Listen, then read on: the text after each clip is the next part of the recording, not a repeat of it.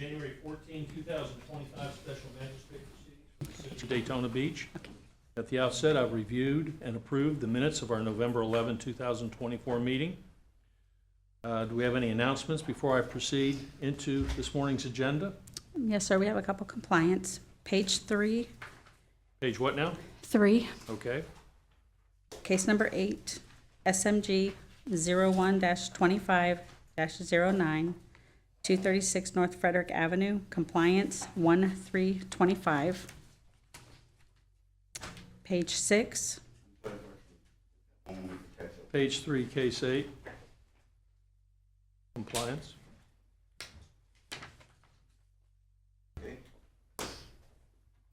Page 6. Case number 18, SMG 01-25-20, 236 North Peninsula Drive. It's compliance 11325. That's it. Very good. Will those representatives for the city of Daytona Beach who will be testifying at this morning's proceedings please stand and be sworn?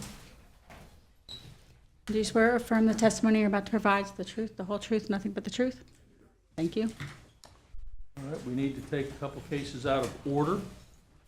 So we're going to start with case number 34.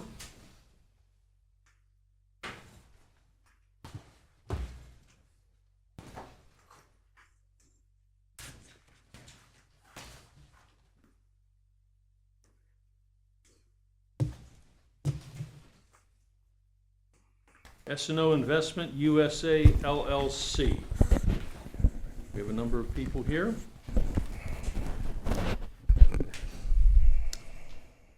Gentlemen, if you would state your names and be sworn by our secretary.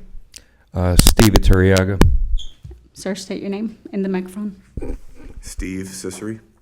Raise your right hand. Do you swear or affirm the testimony you're about to provide is the truth, the whole truth, nothing but the truth? Yes, ma'am. Yes. Thank you. Okay, did you say Steve Cicery? Cicery. Cecere. And your name again? Steve Iturriaga. Iturriaga? Iturriaga. Iturriaga.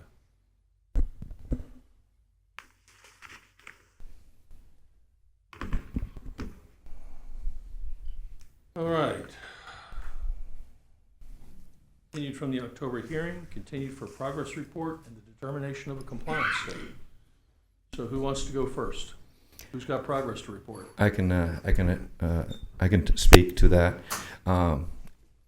After the last hearing that we were here in October, I immediately submitted my plans to 4 different contractors to get a contractor on board to move forward with this project. That process took a lot longer than I anticipated, but I'm happy to say that I've got a contractor, and we've submitted for permitting. There are some questions back from the city of Daytona concerning this submittal, and we're working through those comments as we speak. And I've got my contractor here that can further explain. Yeah, they're basically requesting about 15 documents, anywhere from, just the basic plans to load calc, surveys, trust engineering. Takes a little time to get all those from the different contractors. I've got most of them. I'm lacking maybe 3 or 4, but I should have them, I'd say, within the next 20, 30 days to complete the submittal for the permit. What was the work that was being done to begin with? Interior renovations? We're basically tearing down that right side of the building. It's a completely new rebuild. The lower portion you see on the right side is being demolished completely down to the ground and then rebuilt from the ground up. Okay. All right. Just for clarification, just from what the contractor said, the obtaining a permit won't be the completion of the project for us. The completion is once it's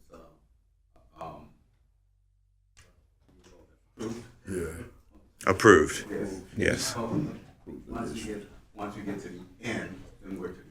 Are we talking about once we get the permit approved or Yeah. once we get the building No, built? once you get the permit approved. Okay, We'll- very we'll good. cover the permit requirements. I don't know about when we said building approved.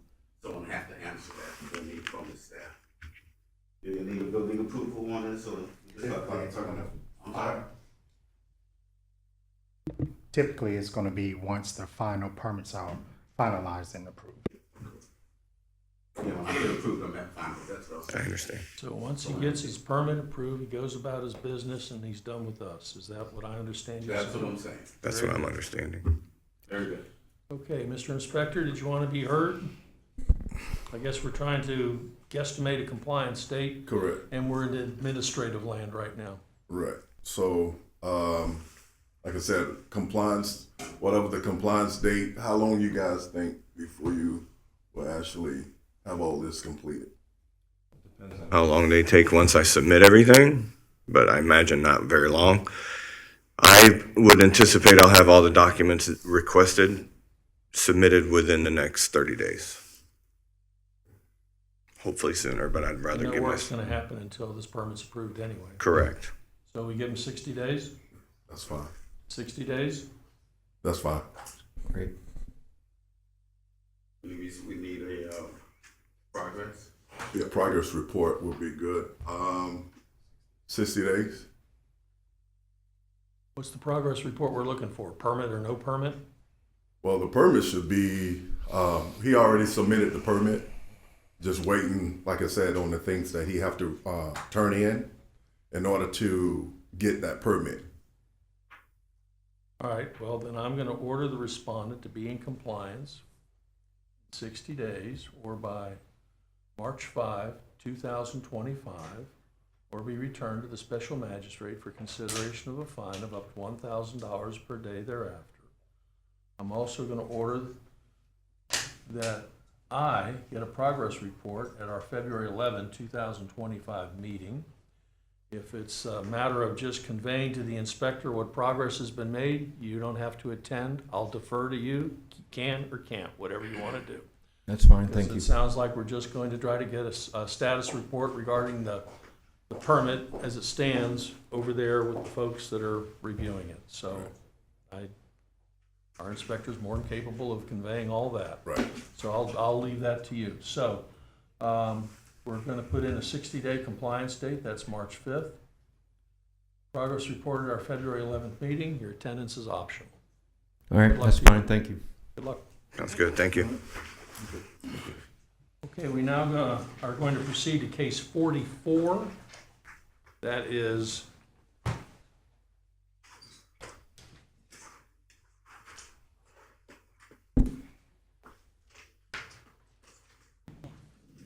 RE Equity Investment Group LLC and JJ Equity LLC.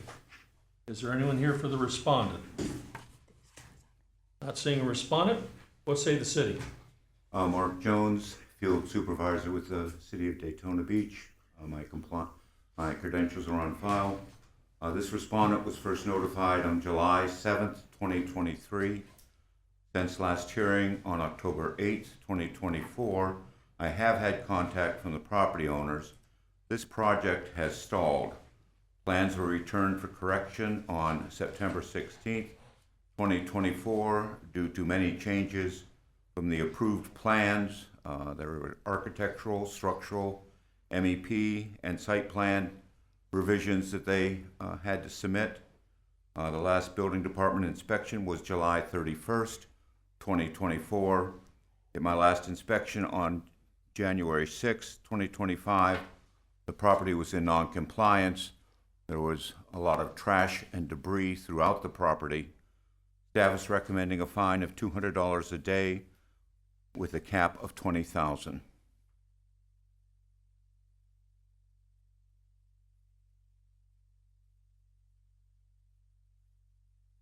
Okay, what's happened here?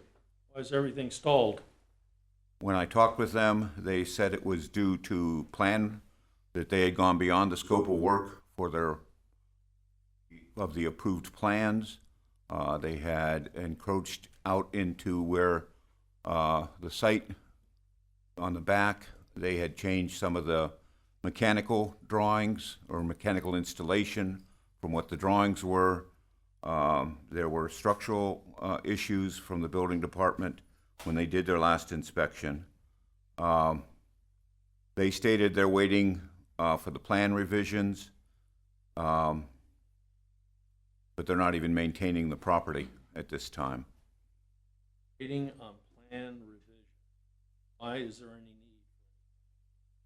Because they did work beyond what the approved scope of work was on their approved plans. Layman's language, from your viewpoint, what is it they're trying to do that's above and beyond plans as we understood? I don't know the exact extent. I know they built on the back of the building, they built an addition beyond where they were allowed to build per their site requirements. You can see that addition they put on the back there. Is that where the thing with porch the wooden is. fence on top? Yes, that's a That's an porch and a addition that wasn't on the stairwell. plans? It was added to and then extended beyond what their approved footprint was. I do not know the extent of the mechanical changes. All right. Yeah. If you would please state your name and be sworn. My name is Joaquin Brito. Sorry, I'm late. Joaquin Brito. Q-U. Brito, last name. Raise your right hand. Do you swear or affirm the testimony you're about to provide is the truth, the whole truth, nothing but the truth? Yes. Thank you. I was just asking our inspector why this project seems to have stalled, and I'm being told that apparently you went beyond the approved plans, or beyond the scope of the approved plans, and that as a result, you now find yourself back dealing with the permitting department. So So what why it don't you was, tell me what's going on? Mr. Belcher, before we do that, if I know he probably did this before, and it's been a little bit of time ago. So what's Mr. Brittle's relationship to the? I'm owner and contractor. Okay. What's going on? So we was doing working on the building, and as we go on, the inspector, Mr. Jorgen, said that the stairs in the back went about 2 feet more a boundary line, but that line that we took 2 more feet of the stair belongs to us, but he said that have to go back to zoning. So we had to revise the plan, and also there was in the second floor all the way the third floor, there was other stuff that he wanted us to revise because they said the walls were not as the plans. Who is this inspector you're talking about? Mr. Jorgen, he's with the building department. Who's With the Mr. city of Daytona Beach. and what is he? He is a building inspector. He's the one. Okay, that you're a comes up- building inspector. Is he here? No. Okay, well, I'm just trying to understand where he fits in. You folks are who I'm accustomed to dealing Yeah, with. well, he is who would go out and inspect the work as to compliance with the plans. He is what is a building inspector with permits and licensing. Okay. Also a plans examiner? He is not a plans examiner, he is a building inspector. All right. All right, so he's checking for compliance with the plans. Correct, He finds these guys went 2 feet a lot further than they should have. correct, Now he's got questions as to whether that creates zoning implications. correct. All right, you were talking about something else that cropped up? Yeah, and then he went upstairs and he said, well, this wall is also about 6 inches more, and it's just about things that they said the plan didn't match a wall or an outlet and things like that. That I'm like, okay. So he was like, you know what, you need to revise the plan. But when you revise the plan and the zoning, that has to go back to my architect, and it was close to holidays. Okay. Well, that was my next question. When did all this crop up? About going to about November. So my architect, you know what? You have to go back to my electrical engineer, because when you move a wall, that wall has plumbing. That has to go back to everybody, and it's holidays. My engineers are not going to be working I understand. into January. And this is because this wall was 6 inches away from where the plan said it Right. should be? Right, and then there was 2 stairs that was supposed to be the staircase was supposed to be a foot more from where the original were, and I was trying to explain, at that point, even if I try to explain, hey, you know what, when you build a plan, one thing is when you see it in dry, and then another thing is when you're trying to put it together, you might not catch the beam, or you might I say, like, understand. you know what, I want the plan revised. So we send it to my architect. My architect went in and, he's revising the plans. Now he's 90% done with the plans. He said we should have something by this week or next week. And then that's supposed to go back to the building department. And I don't know how long would they take. Last time I revised the plan. So what's the status of construction in the interim? I'm practically just need to put in the kitchen and the toilet. As the only thing that is not being done because he's told me to stop working on the fourth floor. And I assume he told you to stop working He's told me to stop working on the fourth floor until these revisions were until done. the revision was You done. sent it to your architect. Yes. Your architect's almost done. Yes. You're getting ready to submit the plan revisions. Yes. All right, so he's the one that put the stop work order on there. Well, he didn't put a stop work order. All right, told me not he's the to one that work. told you to stop work. Yes. Yes. Okay, keep going. And then we put in the plan. We are finished. The architects finished the plan, Mr. Robinson, which is well known in Daytona. I know who he is, keep going. Yeah, so he's finishing the plans. He's about 90% done. We're waiting on the plans to come in. Meanwhile, when you see all this garbage has been picked up because the thing is, when the hurricane came, okay, we got a lot of illegal dumping in the area. All that area was flooded, and then when Mr. Mark called me. and told me- Okay, let's fast forward. When do we expect to have your plan revisions finalized and submitted? Well, the architect told me that in about 2 weeks, 3 weeks, he will Okay. have the plans finished. And then you're waiting on the city of Daytona Beach to tell you when It you take can as much resume. as 3 or 4 months to approve my plan. Well, let's not horrify it, let's just kind of I'm work. just letting you know what they did to me. I've last been time. here for a while, I think I understand how it works. Okay. So let's just talk about what we can control. So you're about to submit your plan revisions, Yes. and you should have that done in a couple of weeks? Yes, sir. Okay, and then after that, you're waiting on the city of Daytona Beach? Yes, sir.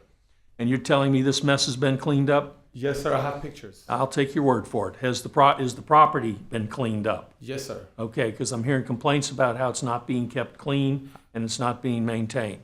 Well, no. Outside, everything has been cleaned. All those things. So when the water hit, everything went all over. All my construction material that I had outside on the hurricane. And I couldn't do anything on it because I couldn't access the property I understand. with the hurricane. That's All right, when they took let's the calm pictures. down. It looks to me like you're a good ways into this. It looks to me like you don't have too much further to go. I'm more interested in getting to the finish line. Me too. Okay, so, couple weeks, your plan revisions get submitted. So here's what we're gonna do. I'm gonna reschedule this matter to our February 11, 2025 meeting for a progress report. All right? Hopefully by then, your plan should have been submitted. Maybe we'll know something from the city, maybe we won't. But at the same time, I'm gonna keep you on a short leash because I'm either gonna fine you, which is what they're asking for. I don't feel like doing that right now. I'm either gonna fine you or I'm gonna keep you on a short leash because I want to get this thing done. And I appreciate the effort that's been put forth to date because otherwise, that piece of property would be another one of our local toilets just sitting here festering in the city. So I appreciate the effort. At the same time, I got an inspector here who wants to get it done. I want to get it done. So all that having been said, get your plan revisions in. I'm expecting that to be done within a couple weeks. We'll have a progress report in a month to see where we stand, and then we'll go from there. And in the interim, keep the exterior maintained and clean. If the exterior is not maintained and cleaned, then he'll be returning you here for me to consider a fine of up to $1,000 per day thereafter. I understand the hurricane. I understand that. I'm not going to concern myself with that right now. So going forward, get your plans submitted, keep the exterior maintained, and then we'll meet on February 11th, and hopefully we'll have a clearer view as to what the end date may look like here. I appreciate that. I have one more thing to say. So in the area that we're in, I do get a lot of illegal dumping. We always. I heard you. I understand we that. put cameras in. We get, we wake up one day, see a whole bunch of furniture. We're trying to always get Take rid a of it. picture or work two, on and it. that's all you'll need. Right. So Take a picture, it here, show it to me, and that's all you'll need. And other than that, if the building department hasn't stopped me 2 times like they have, I would have been finished this project. Okay, You know, well, it's like- see, that's not very constructive. So why don't we just hide that one for the time being. Put that in your back pocket. Well, is it true, Save sir? that for another day. Is it true, sir? You know, Okay, well, there's lots of truths here, but, you know, we don't need to do all that. So let's get done with what we are pretty close to being done with here. Okay. 10-4? all right. All right, good luck to you. All right. Thank you, Mark.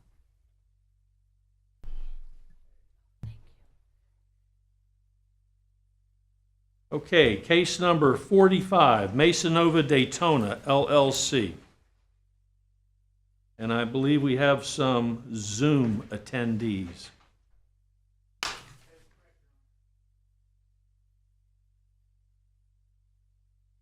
And they still haven't put a piece of glass in front of you so that I know you're back there.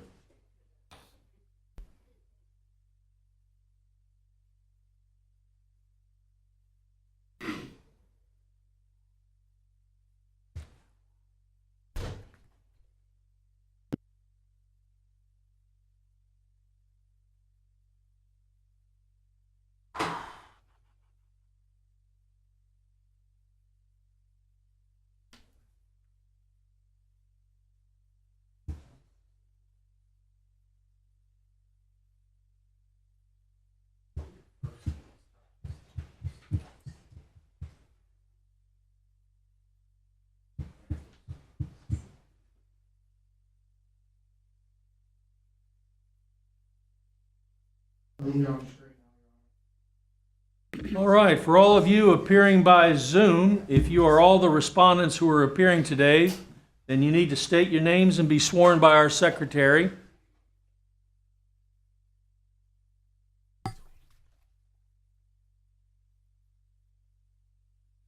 Hello? Can you state your name?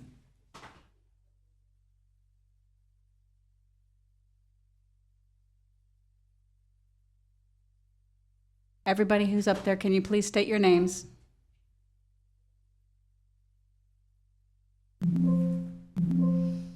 Mr. Posey?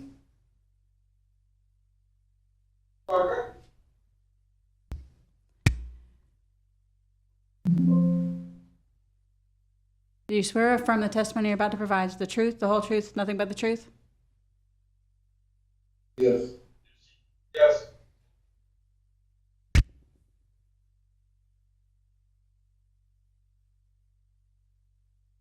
Okay.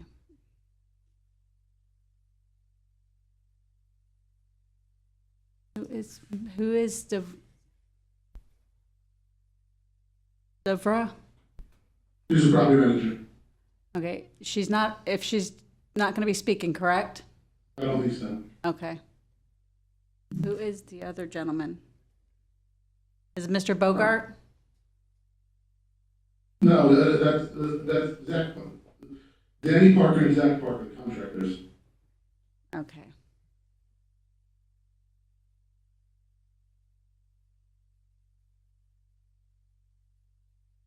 Go ahead. All right, this matter is here for imposition of a fine pertaining to potholes and lighting improvements. This was continued for a progress report to establish a compliance date for all remaining violations. So let's hear from our inspector, who can tell us what it is we're here to talk about today.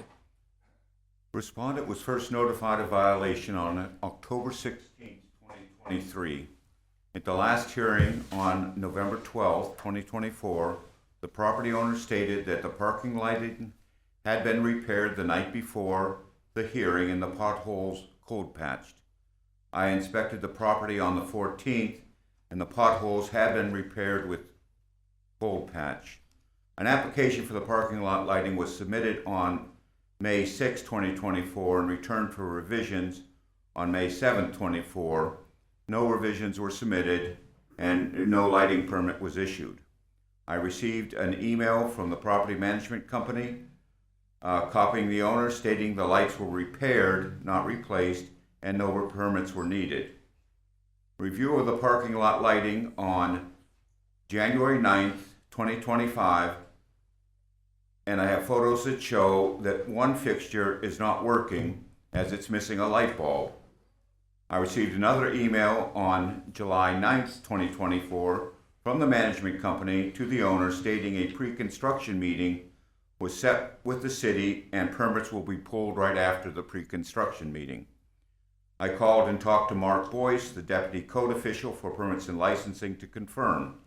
Mark stated that no pre-construction meeting had been scheduled, as the construction plans had not even been submitted to the building department. This case opened on 2023, and there's really been no progress. People using the plaza are continually dealing with the potholes and the insufficient lighting. If you could show the photos of the lighting, that's what it looks as of the 12th. And you can even see the fixtures that do not have a light bulb even inserted in them. There's a clear picture. You can see there's the fixture, and you can see the sky through the fixture, as there's no bulb even installed in the fixture. Because of the nature of these violations, staff is recommending a fine of $500 a day with a cap of $70,000. What say the respondents? Danny? Yeah, hi, Daniel Parker here. So we did the fixtures, we replaced the big fixture heads. There's one light that's not working out of the full. So I mean, really, the plans we have, we're adding more lighting to the plaza. I mean, that's why it's efficient lighting. One light not working, I think it's normal, but it's not a place where it's going to be, a huge issue if one light goes out with so many lights. The issue is there just is not enough lighting in that plaza. The new set of plans show more lighting being added, so that was done. And we've been trying to get a hearing with the department now since, I believe, since November. We've been waiting for a time slot to even have a conversation with them. The engineers have been working diligently trying to get through to them.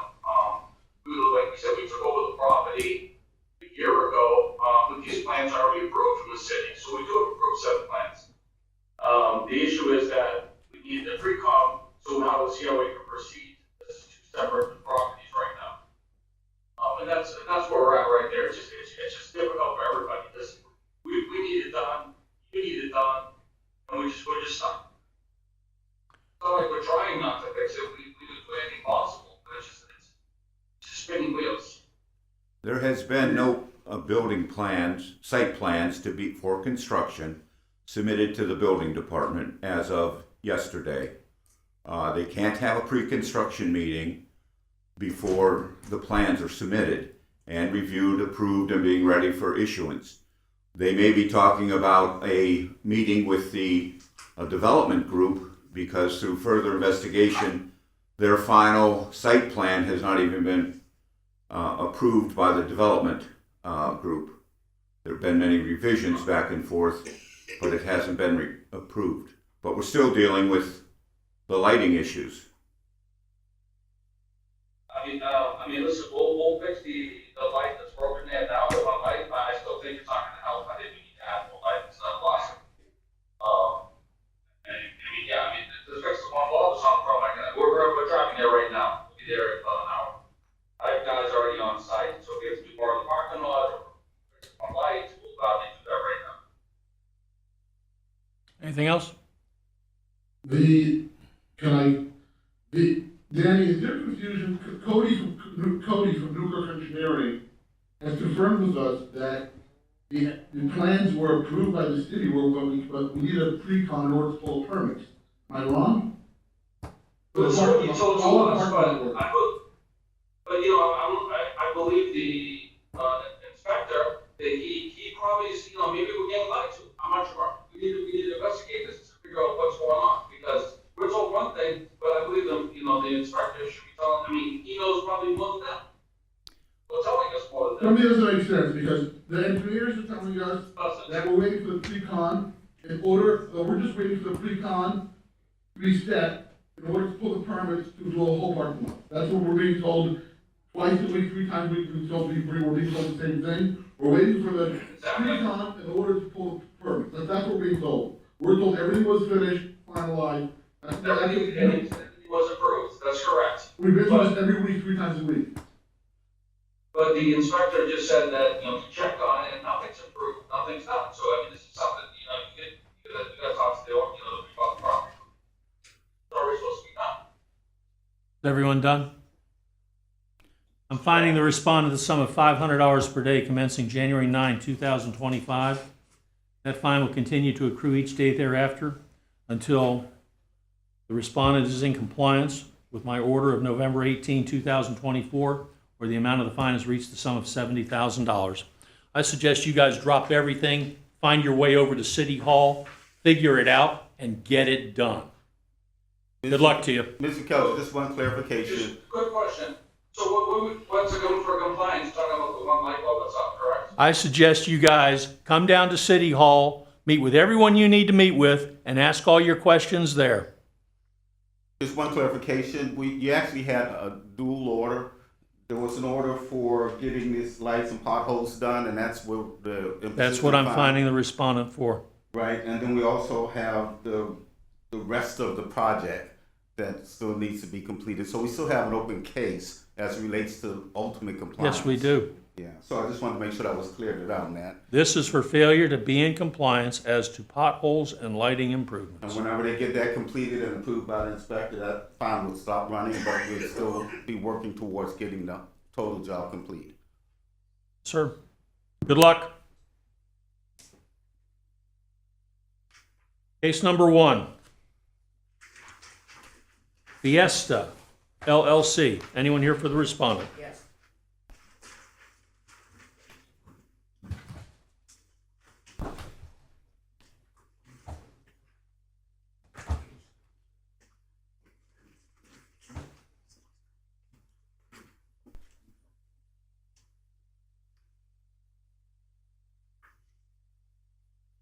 Yes, sir, if you would.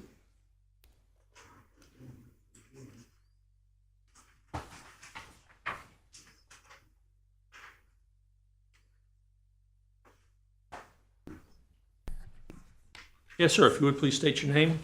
Diego Handel, 444 South Beach Street, Daytona Beach, 32114. Raise your right hand.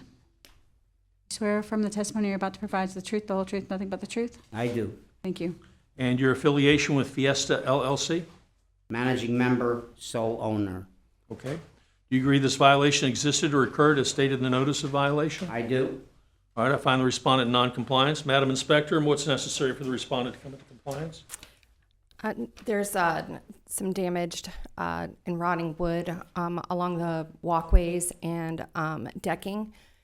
He needs to obtain an issued permit if needed to make those repairs and contact me for compliance. And how long would you estimate would reasonably be required for the respondent to come into compliance? I haven't had any contact with Mr. Handel, so it would depend on if he's how long the permitting issued permit is going to take for him to get that done, if he's going to be required to have a contractor do the work. Mm-hmm.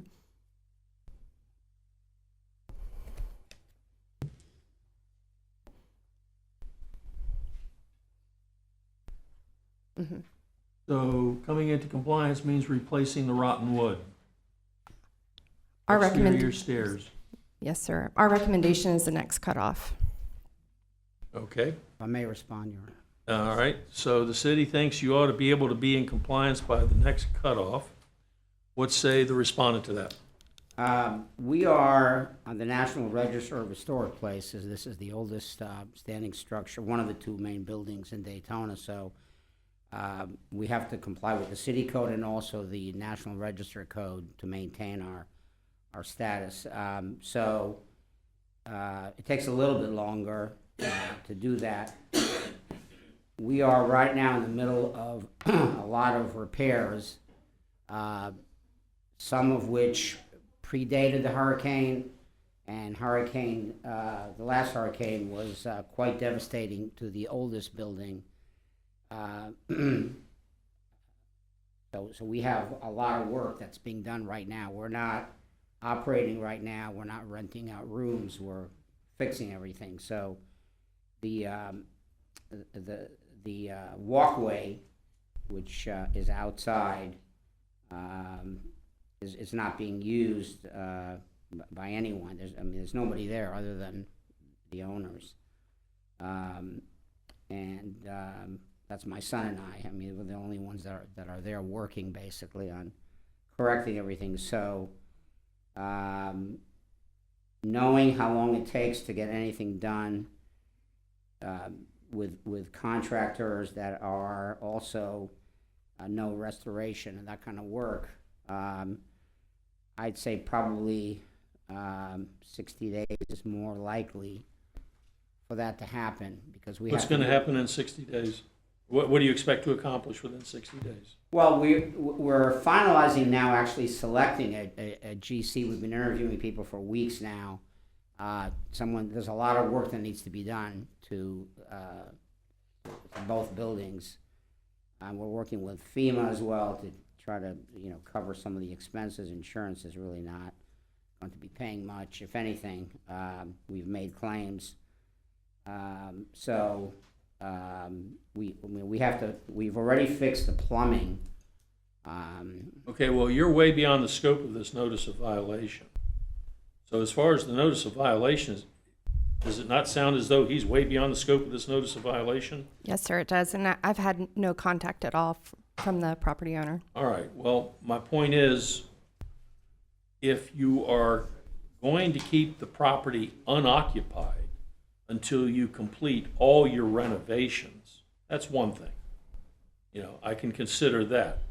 Otherwise, the only thing you're here for right now is a notice of violation regarding these particular, is it exterior stairs and walkway? Yes, sir. Okay, so where do the exterior stairs and walkway fit in as far as your overall renovation plan is concerned? Once again, because it is, in order to maintain the historic status, we have to do it a certain way. So I understand. Not only functional, but also appearance and so on. So it takes a little bit longer. That's why I think 30 days, given the fact that we're doing a lot of other work on the property, and we haven't even selected a GC yet. Okay, I don't know that you're understanding what I'm trying to say here. So you think within 60 days you'd have it done? Yes. Okay, well, that's fine. I just didn't know where this piece fit in with your overall renovation plans. Right. Whatever those may be. I think, Mr. Vickers, if I could just add, and I've never said this, Anthony Jackson, attorney for the city, just for the record. I believe he still would need a business tax receipt before he starts operating, and so even though he didn't get those individualized things cited, they'll have to be taken care of before he gets the business tax receipt. I believe that's the circumstance. Is that correct? That's correct. Yeah. Okay, that's fine. Well, we can get that, this week. That's not a problem. Okay, well, okay, then I will order the respondent to come into compliance by March 5, 2025, or be returned, that's approximately 60 days down the road, or be returned to the special magistrate for consideration of a fine of up to $1,000 per day thereafter. I'm sure I don't need to remind you, but I will anyway. If you come up short on that, let the inspector know the circumstances, and good luck to you. Thank you. Okay, we need to go out of order one more time to case number 46, Hagden International College Incorporated.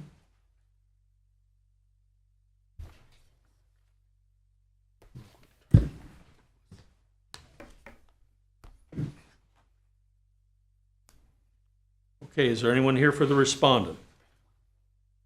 Matters here for the imposition of a fine. Not seeing a respondent, what say the city? Respondent was first notified of the violation on August 18th, 2023. Since last hearing, there has been no contact from the contractor or the owner. The building department did pass wall reinforcement back on December 20th, 2024. At last inspection on January 6, 2025, the property is still in non-compliance. As you can see, all the soffit that needs to be repaired has not happened yet.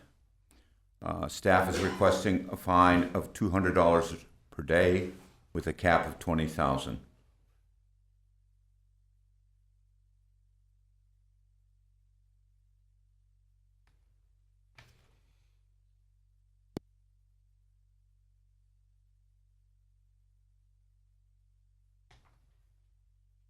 Is this the building where the contractor was gonna finish off the cold, dark shell? Yes, months Is ago. that this one? Yes. So what's happened now? Everybody stopped? There was no one on site when I visited back in January 6th, and I've had no contact from the contractor, so I'm not sure what's going on. Okay.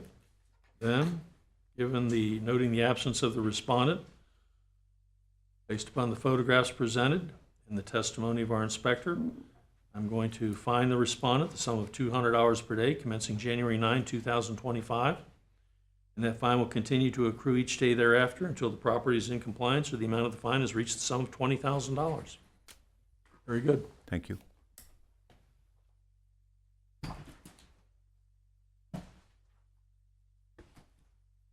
Right.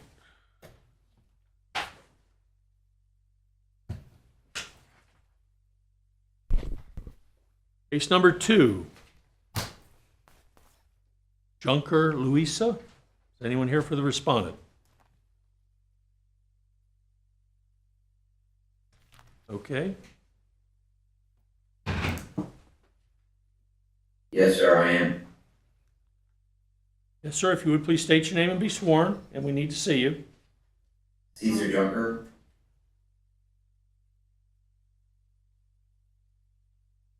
Okay, Can you hear me? I can hear you. Caesar Junker.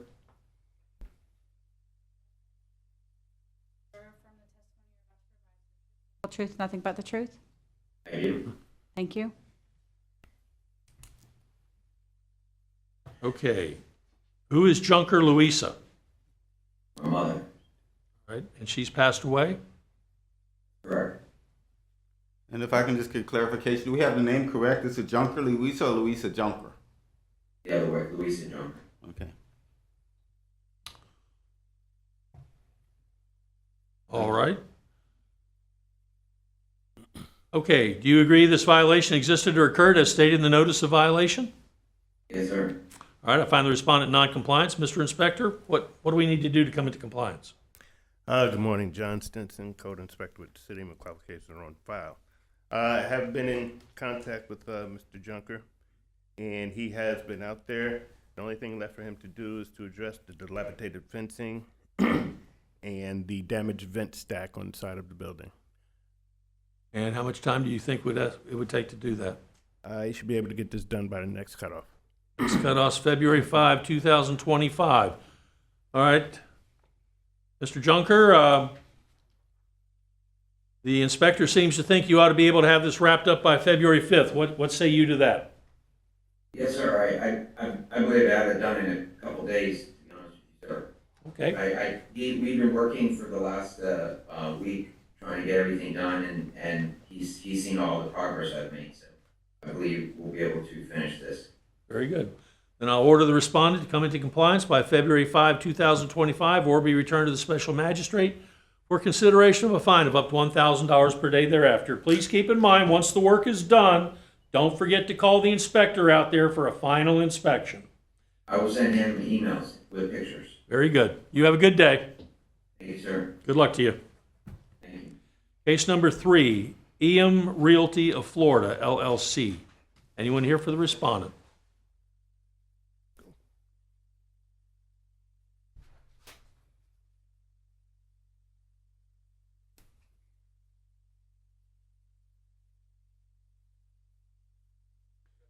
Good morning. If you would please state your name and be sworn. My name is Hendrik Emanuels, Hendrik. I'm sorry, I can't hear you. I'm sorry. You can pull that down.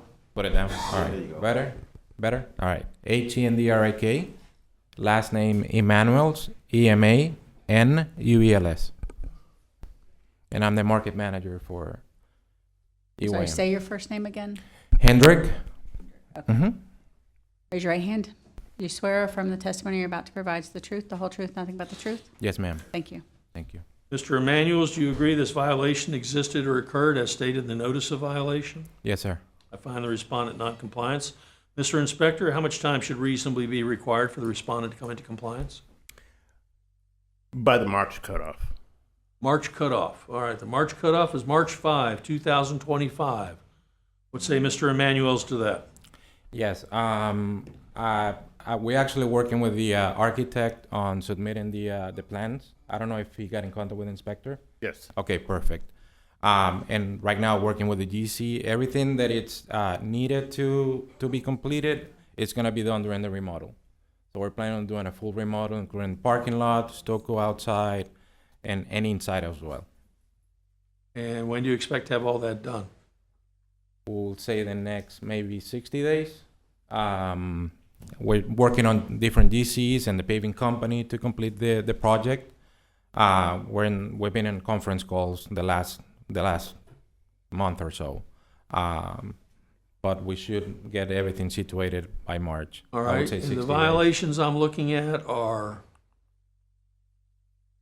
dilapidated parking lot, Mhm. stucco on the exterior walls, broken window, dilapidated door, peeling paint, exposed wiring. So we're gonna mop all that up? Yes, sir. And you Everything think- is going to be covered. And you think 60 days will do it? Yes, sir.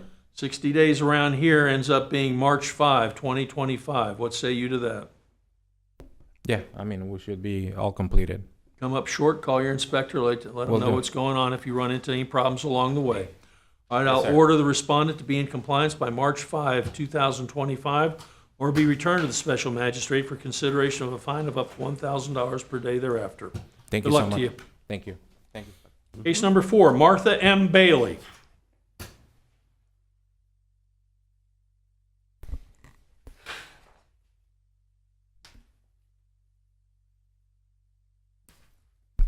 Good morning. Good morning. If you would please state your name and be sworn. Jed Bailey, J-E-D.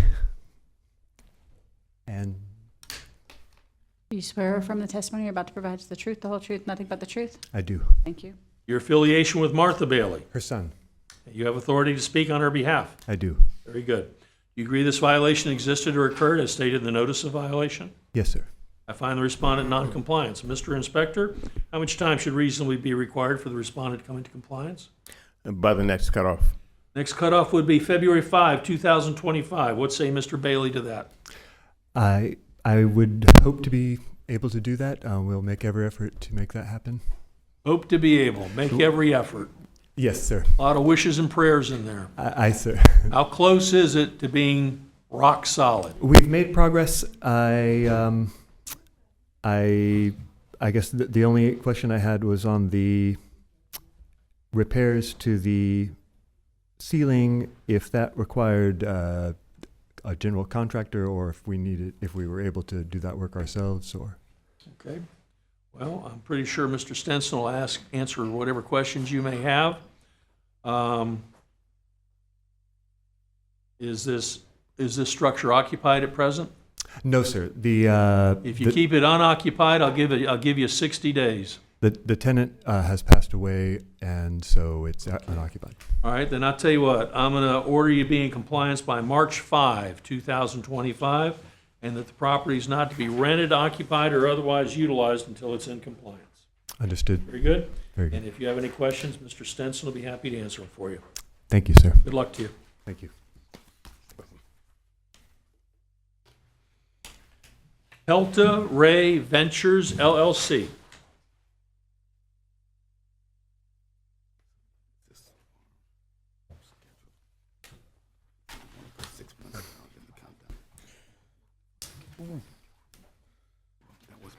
Good morning. Good morning, gentlemen. If you would state your names and be sworn by our secretary. Luis Quintero, Spell your last name. Quintero. Brian Romaine. Ryan what? Romaine. Raise your right hand. Do you swear affirm the testimony you're about to provide is the truth, the whole truth, nothing but the truth? I do. Thank you. Okay, what's y'all's affiliation with Pelta Ray Ventures, LLC? Hotel chief engineer. I manage the maintenance department. I'm the general manager. So you got authority to speak on their behalf. Yes, sir. You all agree this violation existed or occurred as stated in the notice of violation? Yes, sir. Then we find the respondent in non-compliance. Mr. Inspector, how much time should reasonably be required for the respondents to come into compliance? By next cutoff? Next cutoff is February 5, 2025. What say ye all to that? Yes, sir. That'll work. That'll work. All right. Then I will order the respondent to be in compliance by February 5, 2025, or be returned to the special magistrate for consideration of a fine of up to $1,000 per day thereafter. Can I see that photograph again, please, of the wall that you just had up there? That was not the property. That was not the property. Okay, never mind then. All right, damaged wall. What wall? What are we fixing? We have an overflow parking lot across the street. Address for that lot is 1624 South Atlantic. The wall was knocked over by the hurricane and further damaged by a guest with his vehicle. So it's just a concrete wall that divides that lot from the backyards of the houses on the other side. Gotcha. All right, good luck to you. Thank you, sir. Case number 6, 275 Ridgewood Avenue, LLC. Anyone here for the respondent? Not seeing a respondent, what say the city? This case was a proactive case with faded paint. The case was opened on August 15th. Property was first notified on August 15th. And the property is still in non-compliance and is asked to be placed into compliance by next cutoff. All right, noting the absence of the respondent, based upon the inspector's testimony, I find the respondent in non-compliance. In order the respondent to come into compliance by February 5, 2025, or be returned to the special magistrate for consideration of a fine of up to $1,000 per day thereafter. Case number 7, Shafat and Carol M. Ahmed. Anyone here for the respondent? Not seeing a respondent, what say the city? We have a respondent.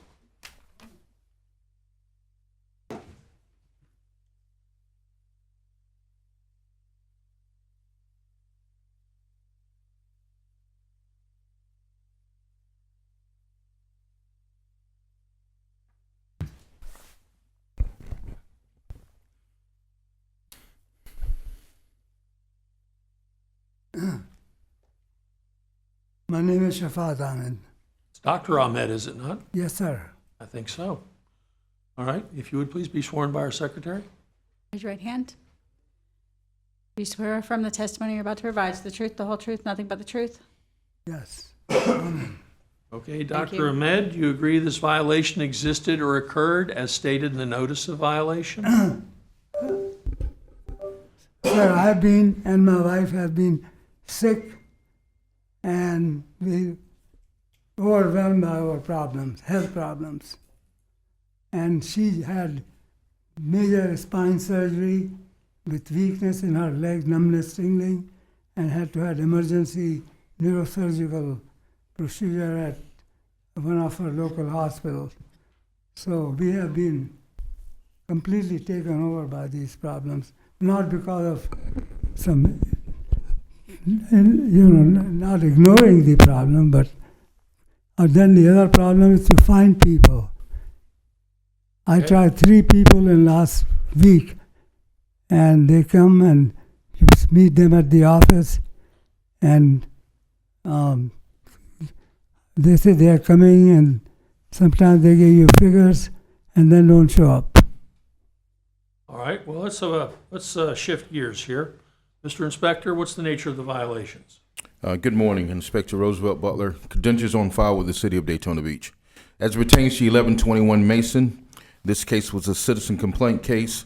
A site inspection was conducted on August 1st, 2024, where it was determined the property had the following violations: outdoor storage, overgrown landscaping, dirt and grime, and boarded up windows.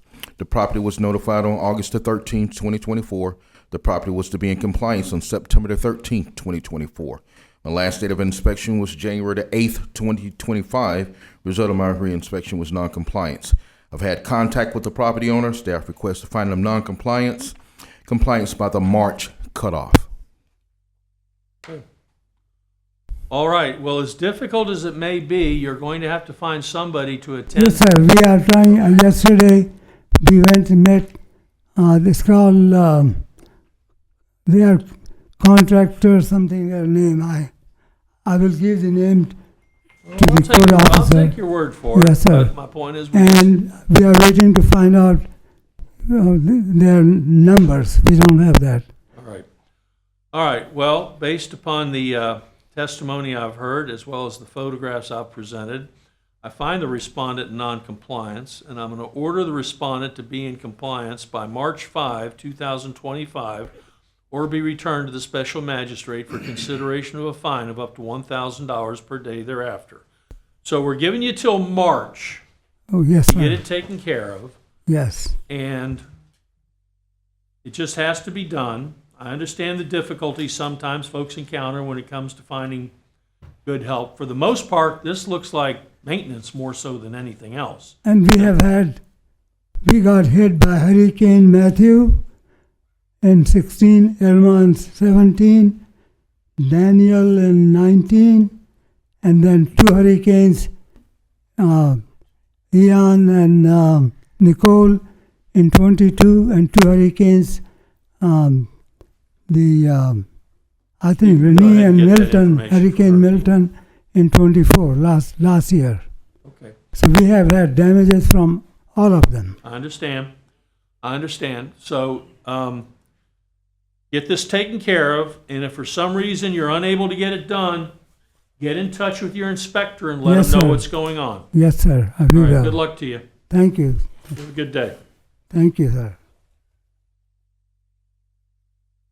This brings us to case 9, Ron and Ron Group 2 LLC. Is there anyone here for the respondent?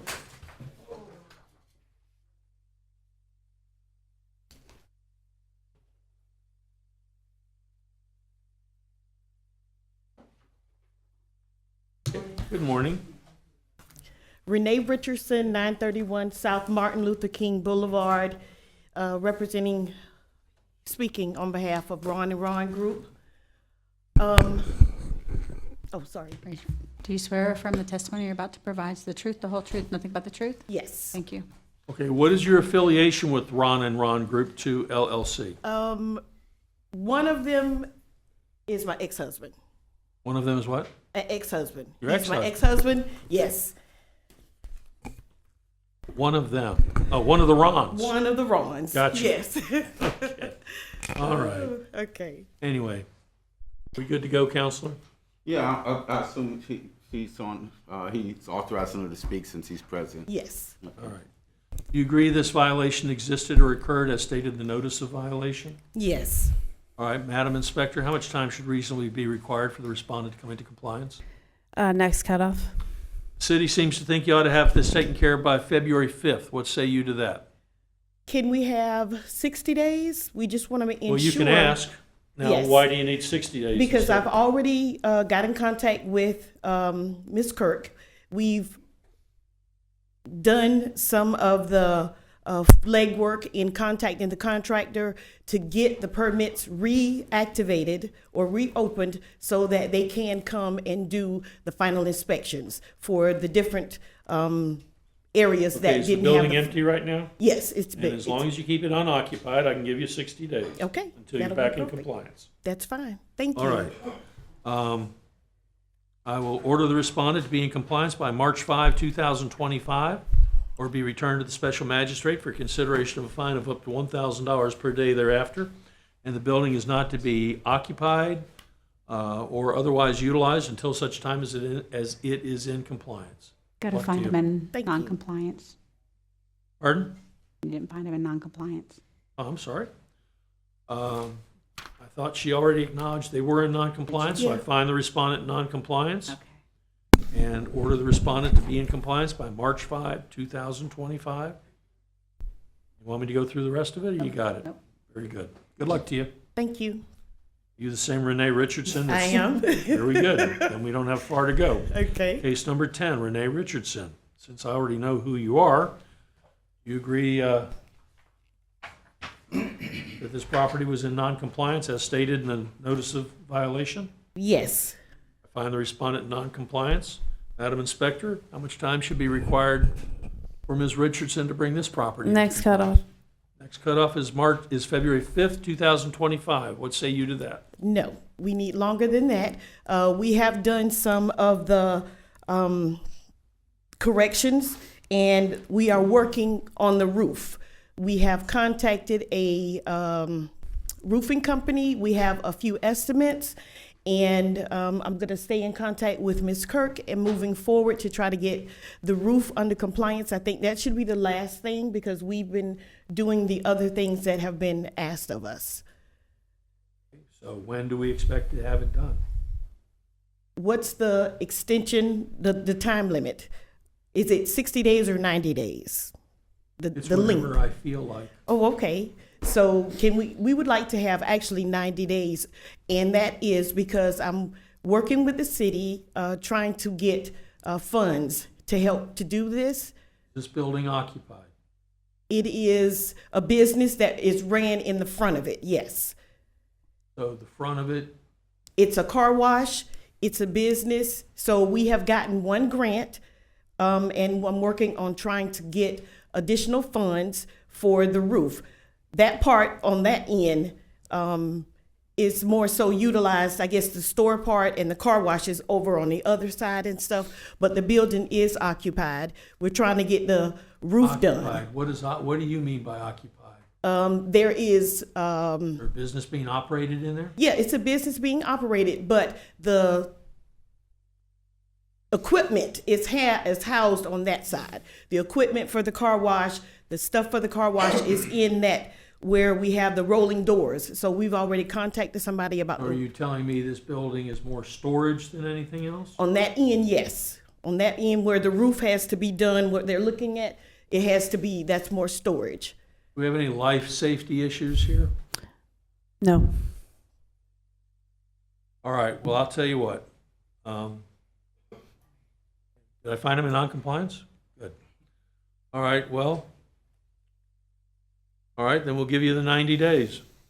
I'll give you 90 days. That means I expect you to be done. They Okay. ask. Okay. All right, then I will allow the respondent until April 2 of 2025 to be in compliance or be returned to the special magistrate for consideration of a fine of up to $1,000 per day thereafter. Please keep the inspector posted as to the progress you make. From what I understand, the roof is probably going to be the more problematic part and probably toward the end of the project. So that having been said, good luck to you. Thank you. You're welcome. Case number 11, Bat Development, LLC.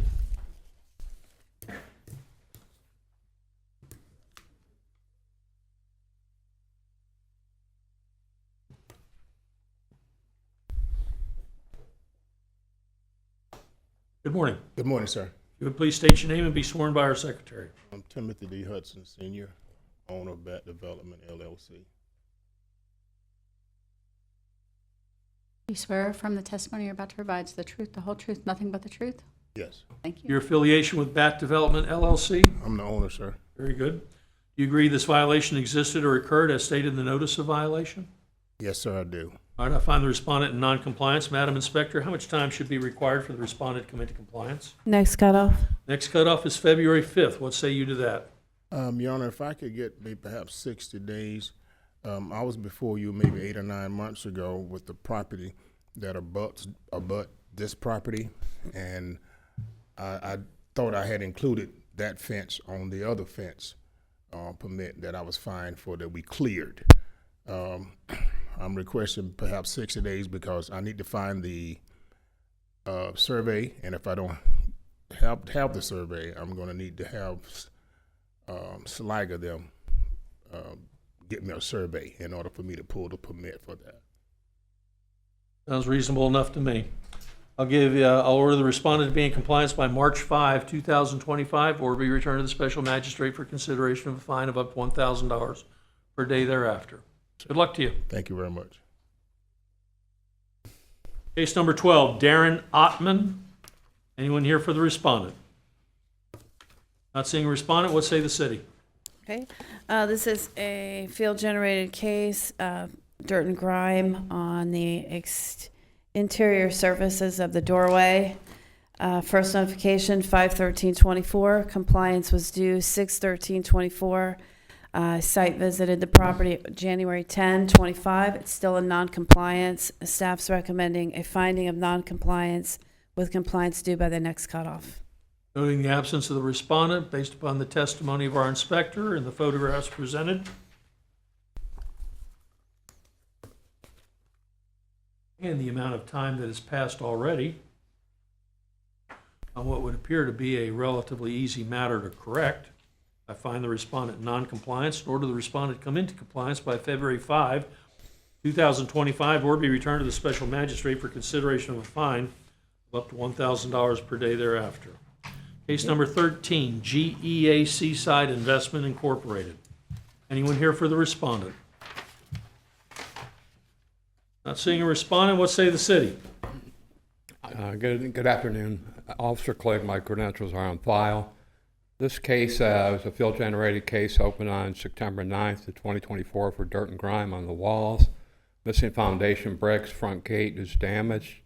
Handrails are missing and broken. It was first notice was posted on November 5th with compliance due on December 5th of 2024.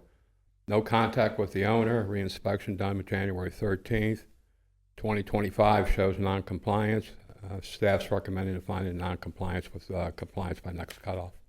Noting the absence of the respondent, based upon the testimony of our inspector and the photographs presented, I find the respondent in non-compliance and order the respondent to come into compliance by February 5, 2025, or be returned to the special magistrate for consideration of a fine of up to $1,000 per day thereafter. Case number 14, GEA Seaside Investment Incorporated. Not seeing a respondent, what say the city?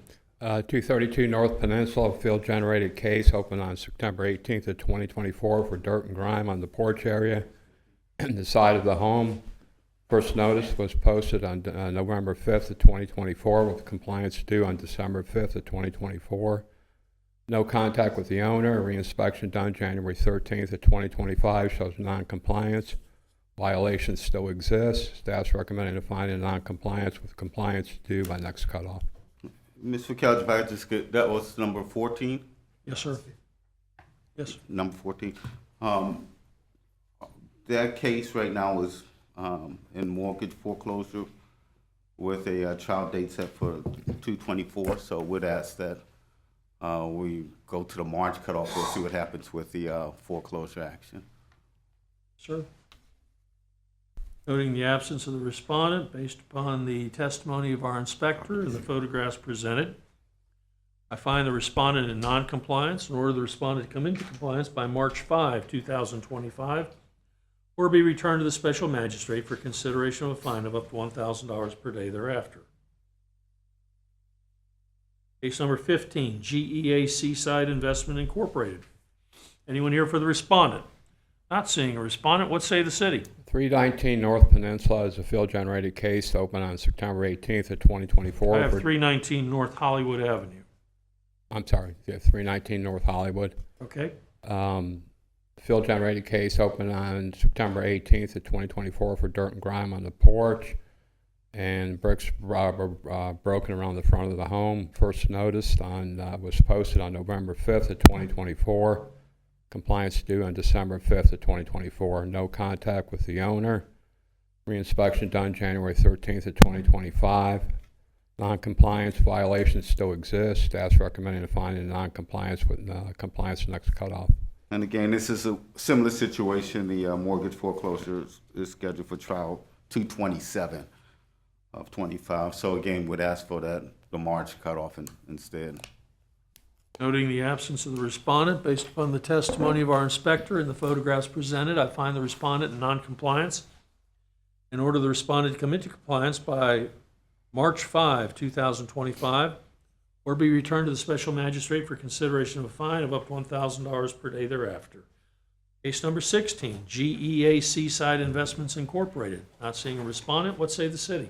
509 Harvey is a field-generated case opened up on September 18th of 2024 for boarded up windows. First notice was posted on November 5th with compliance due on December 5th of 2024. No contact with the owner. Reinspection done January 13th of 2025 shows non-compliance. Staff's recommending the finding of noncompliance with the compliance by the next cutoff. Noting the absence of the respondent based upon the testimony of the inspector as well as the photographs presented, I find the respondent in noncompliance. In order the respondent come into compliance by February 5, 2025, or be returned to the special magistrate for consideration of a fine of up to $1,000 per day thereafter. Case number 17, GEA Seaside Investment Incorporated. Not seeing a respondent, what say the city?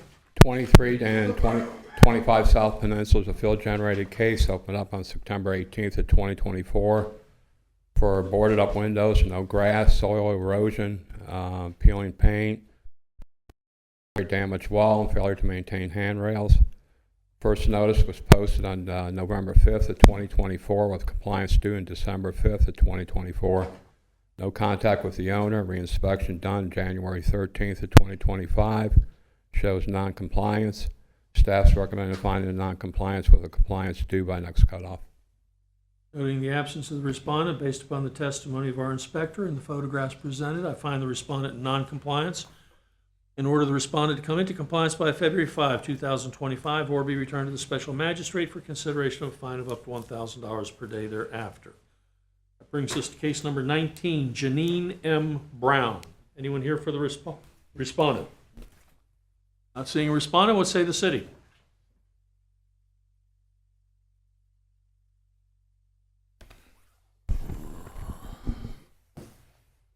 Good morning, Inspector Bostwick, credentials on file with the city.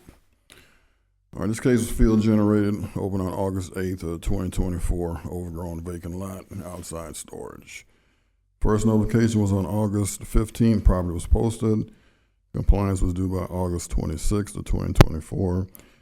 The last day of reinspection was January 13th of 2025, resulting in non-compliance.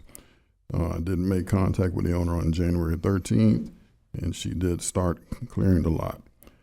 Staff requests a finding of non-compliance with compliance due next cutoff. Noting the absence of the respondent based upon our inspector's testimony and the photographs presented, I find the respondent in non-compliance and order the respondent to come into compliance by February 5, 2025, or be returned to the special magistrate for consideration of a fine of up to $1,000 per day thereafter. Case number 20, Derek Smith. Anyone here for the respondent? Not seeing a respondent, what say the city? This case was field generated, opened on August 27th of 2024, overgrown vacant lot, trash and debris. First notification was on September 4th of 2024, property was posted. Compliance was due by September 14th of 2024. The last day of reinspection was January 9th of 2025, result non-compliance. There's been no contact with the owner. Staff requests a finding of non-compliance with compliance due next cutoff.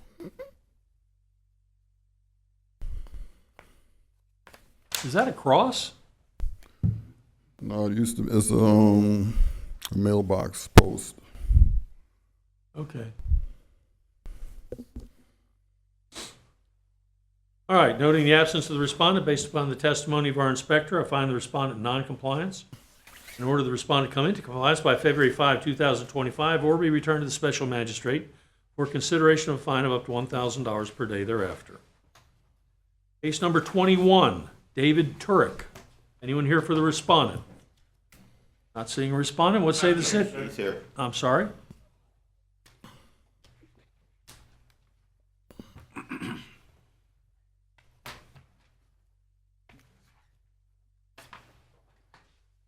Yes, sir. If you would state your name and be sworn. David Turk. And do you swear affirm the testimony you're about to provide the truth, the whole truth, nothing but the truth? I do. Thank you. Mr. Turk, do you agree that this violation existed or occurred as stated in the notice of violation? Yes, sir. Find the respondent in non-compliance. Mr. Inspector, how much time should reasonably be required for Mr. Turk to come into compliance? Next cutoff. Next cutoff is February 5, 2025. What say Mr. Turk to that? I asked for some additional time, 60 days at least. Unfortunately, a lot of moving parts to this. I applied for some grant money, which didn't come through Project 386. Didn't get any help from FEMA after the storm, and trying to get an attorney on board with me to figure out exactly what I'm going to do with the property. But unfortunately, I'm not employed at the moment, and my income is very limited. So I'm staying in that camper that was given to me through a program from Ron DeSantis, and I was under the impression that there was some type of temporary legislation that was passed until there was a solution to come up with where I'm going to relocate to or whatever to allow the camper to be put there. They came and placed it there through a program through the state, and there was a letter sent to me by them that says that there's some permission with the municipalities allowing that until, I don't know what time it expires, but. Okay, Counselor, you know what he's talking about? I do not know enough. I mean, I've heard something like that, at least a camping program. I mean, a trailer program or something, but I don't know anything about it. It would help us to see, and I don't know if he presented that at all, whatever letter or whatever reference he may be as to what leads someone to believe that he would have the additional time without. Is this camper one of the vehicles parked on the vacant lot? Yeah, you can say so. I mean, it's like dozens. I've seen a lot of vehicles. Exactly. I didn't know if the camper was included in there. Yeah, the camper is included in there because that's a part of the vacant lot. Okay. I just didn't know if his occupancy, the camper put it in a different category. Okay. All right, and then we have outside storage that has to be attended to. Yes, sir. We have weeds. The weeds I've taken care of. Weeds you've taken care of. Yes, sir. All right, and so what is the relief you've asked for? 60 days? Yes, sir. And what's going to happen in 60 days if I give it to you? I'll be honest with you, I don't know, but I Other do than know. You getting fined on day 61? I don't want to give you an answer that's not going to be truthful. I'm doing the best that I can to try and come up with a solution. I've exhausted pretty much all the remedies I have. I'm financially down to $0. I don't know where the next meal's coming from right at the moment. So. Are you the owner of 611 North Beach Street? Yes. And how many vehicles, in addition to the camper, are on the property? As of today? Yes, sir. 4. All right. Had you already started removing them? They're licensed vehicles. They're on the road.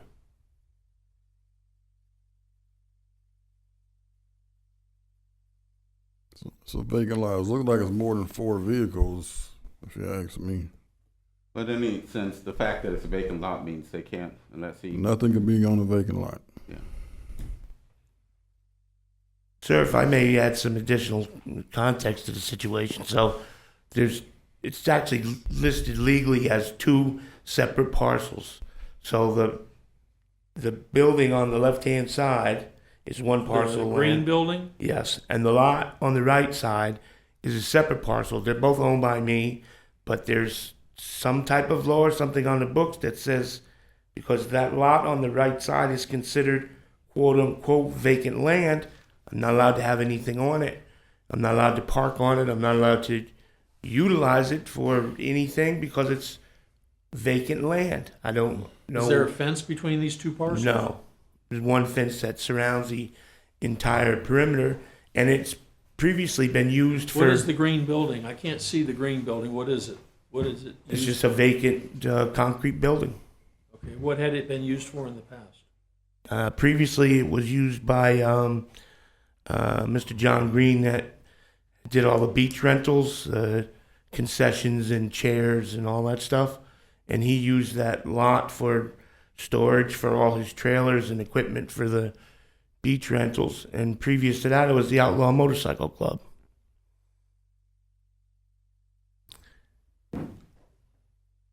So we had been in discussion about combining the 2 lots together, which supposedly would alleviate the violations in its entirety.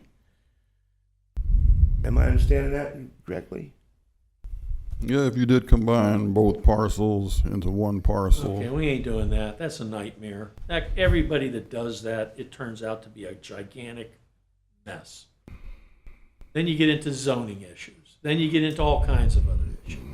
And then I don't know how these parcels are zoned. Yeah. And if the zoning's different for each parcel, That's industrial, another commercial, headache. but- So you got to think about that. That's- That ain't a quick. That's what was recommended to me. Let me rephrase that. It's your property. You do what you want. I'm just telling you, historically, that's never been a quick fix. That's all I'm telling you. But Okay. So you own this property. This property is 2 parcels. One has a building on it, and one, the city, is telling you is a vacant lot. Correct. So the one parcel, the building takes up the entire frontage. The lot's 50 foot wide. The building's approximately 48 feet wide. And then the vacant lot What, if next to anything, it. do the vehicles that are parked on this property have to do with the building that's there? I live there as well. Okay, what, if anything, do the vehicles that are on the vacant lot, forget the camper for them, said there were 4 vehicles there. Yep. Okay, for example, are they being worked on in the green building, or are they, I didn't know if maybe the green building's like a mechanic shop or something like that. At the present moment, it's just a vacant building. Well, you know what, I'm gonna give you the 60 days, because, to be honest with you, I think, if I were you, I'd be looking into it. I'm not gonna sit there and argue anything on your behalf, but I'd be looking into it. You have 2 parcels of property, need to know how they're zoned. As it stands, I'm gonna order you to come into compliance, and I'm gonna give you the 60 days you asked for. I'm just telling you that I think maybe you need to look below the surface of this, as far as what these properties are, how they're zoned, what you can actually utilize them for, and as far as your notion that you're allowed to stay in that motorhome because of some sort of emergency orders due to hurricane, that's beyond my purview. I don't know anything about that. So in any event, I'll give you the 60 days just so you can either figure it out, but either way, you'll have to either figure it out or be in compliance, one or the other. Okay, have I found the respondent in non-compliance? All right, if I didn't already, I'll find the respondent in non-compliance and order the respondent to come into compliance.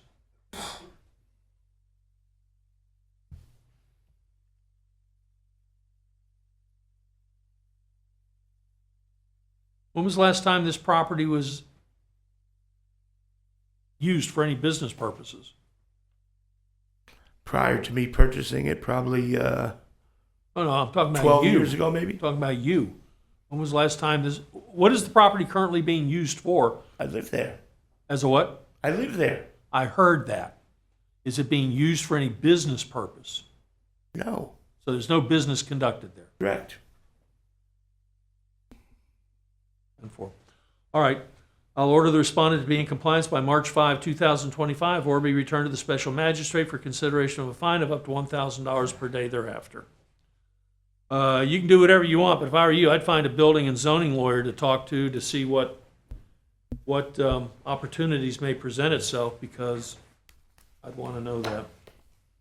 Thank you. Good luck to you. Thank you. Yes, sir.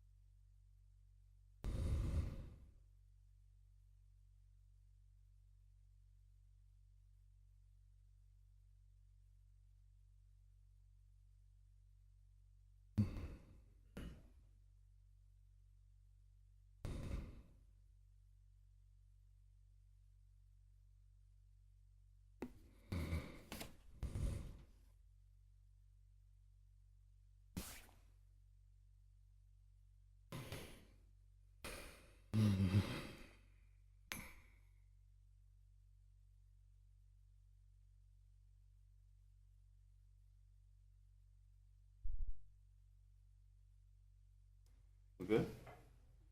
We're good. What's that? Yes. Case number 22, D&J Global Holding LLC. Anyone here for the respondent? Not seeing a respondent. What say the city? All right, this case was field generated, opened on September 6th of 2024, overgrown vacant lot, trash and debris. First notification was on September 16th of 2024. Compliance was due by September 27th of 2024. Last day of reinspection was January 10th of 2025. Result, non-compliance. There's been no conversation with the owner.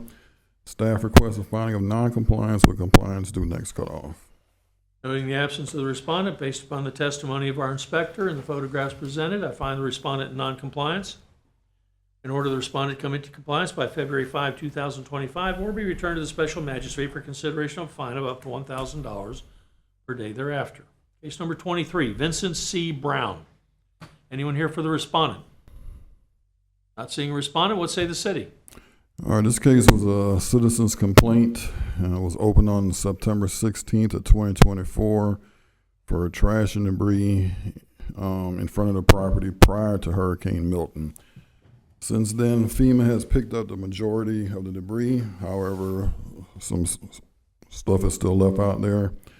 First notification was on September 23rd of 2024. Compliance was due by August 2nd of 2024. Last day of reinspection was January 9th of 2025. Result, non-compliance. There's been no contact with the owner. Staff requests a filing of non-compliance with compliance due next cutoff. Noting the absence of the respondent, based upon the testimony of our inspector and the photographs presented, I find the respondent in non-compliance. In order the respondent come into compliance by February 5, 2025, or be returned to the special magistrate for consideration of a fine of up to $1,000 per day thereafter. Case number 24, Lu Win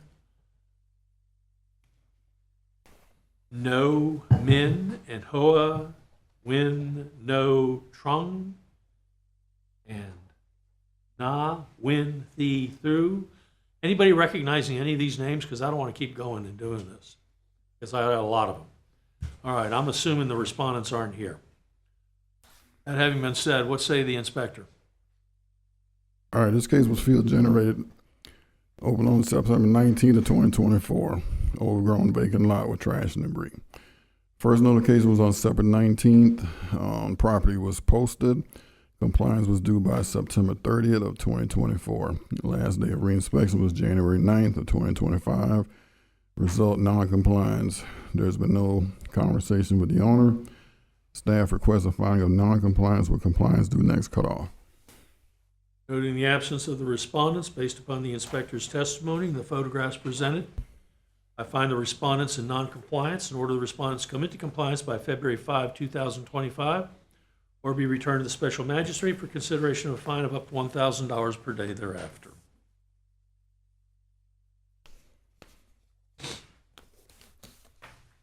Case number 25, Arthur J. Rockwell and Robin Hardman.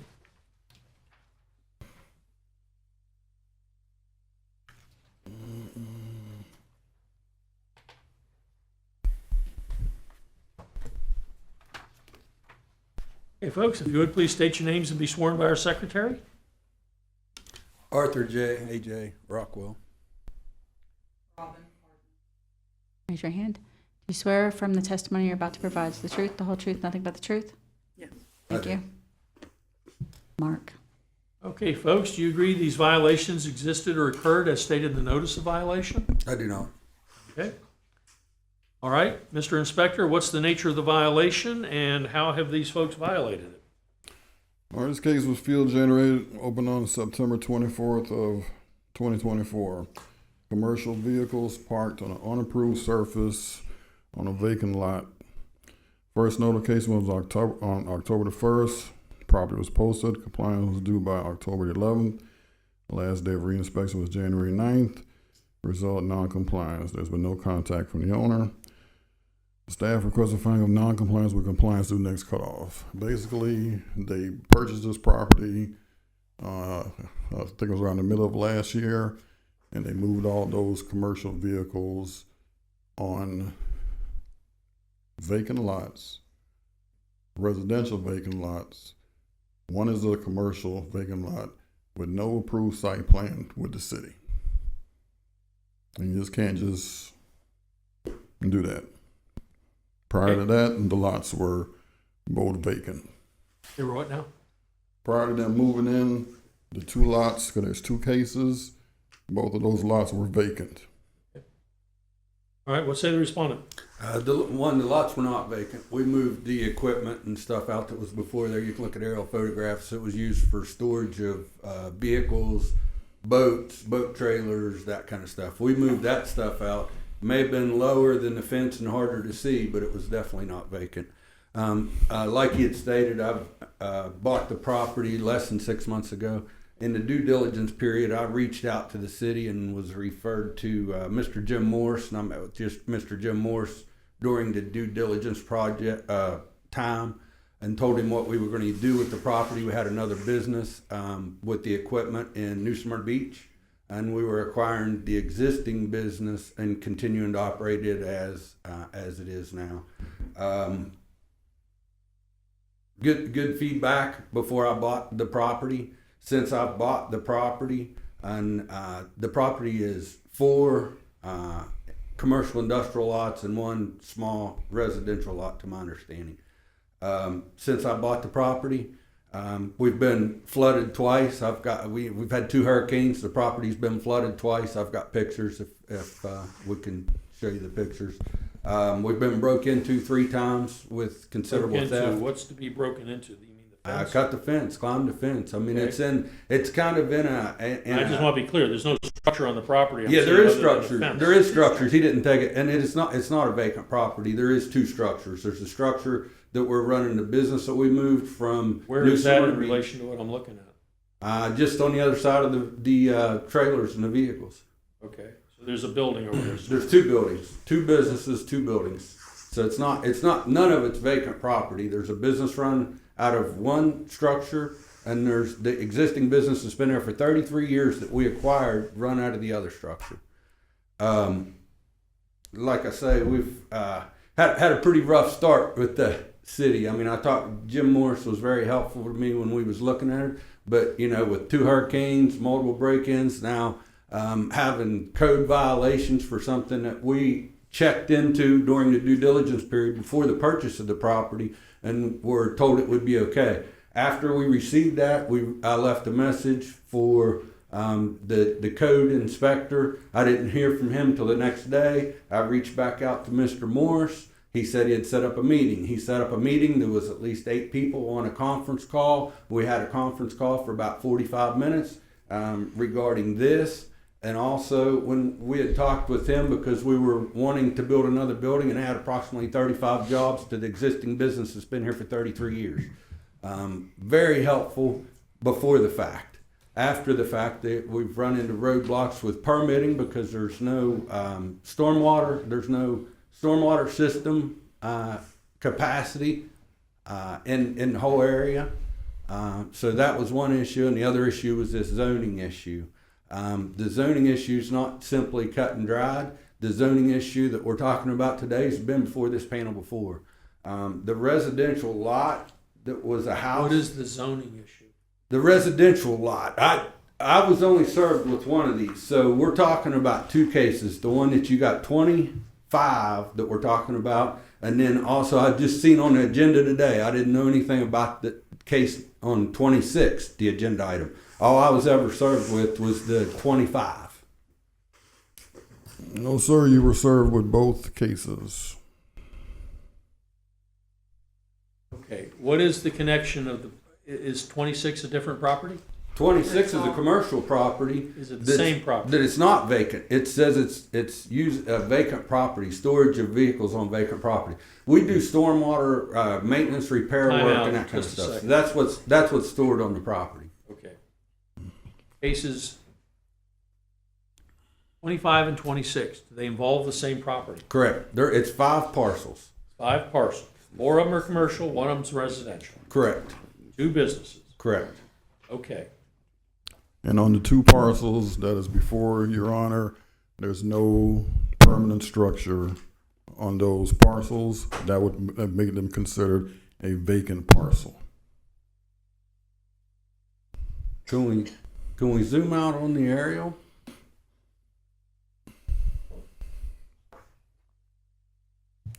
Yeah, it's cutting the structures off. The structures because that's considered one parcel. Okay, right next to it is the other case, which is the residential vacant lot, There's no structure on that building, on that parcel.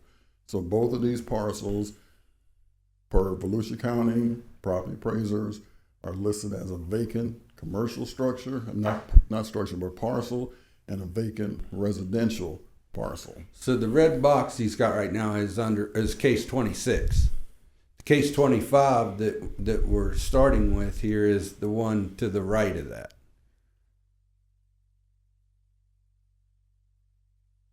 Listed right there, vacant commercial. Case 25 has been before this panel before. It was fenced out, and AAA Fence was contracted to fence it in because of zoning violations and stuff with the previous owner, because it was a high crime area. There was a house located on there that was being used by vagrants for multiple crimes.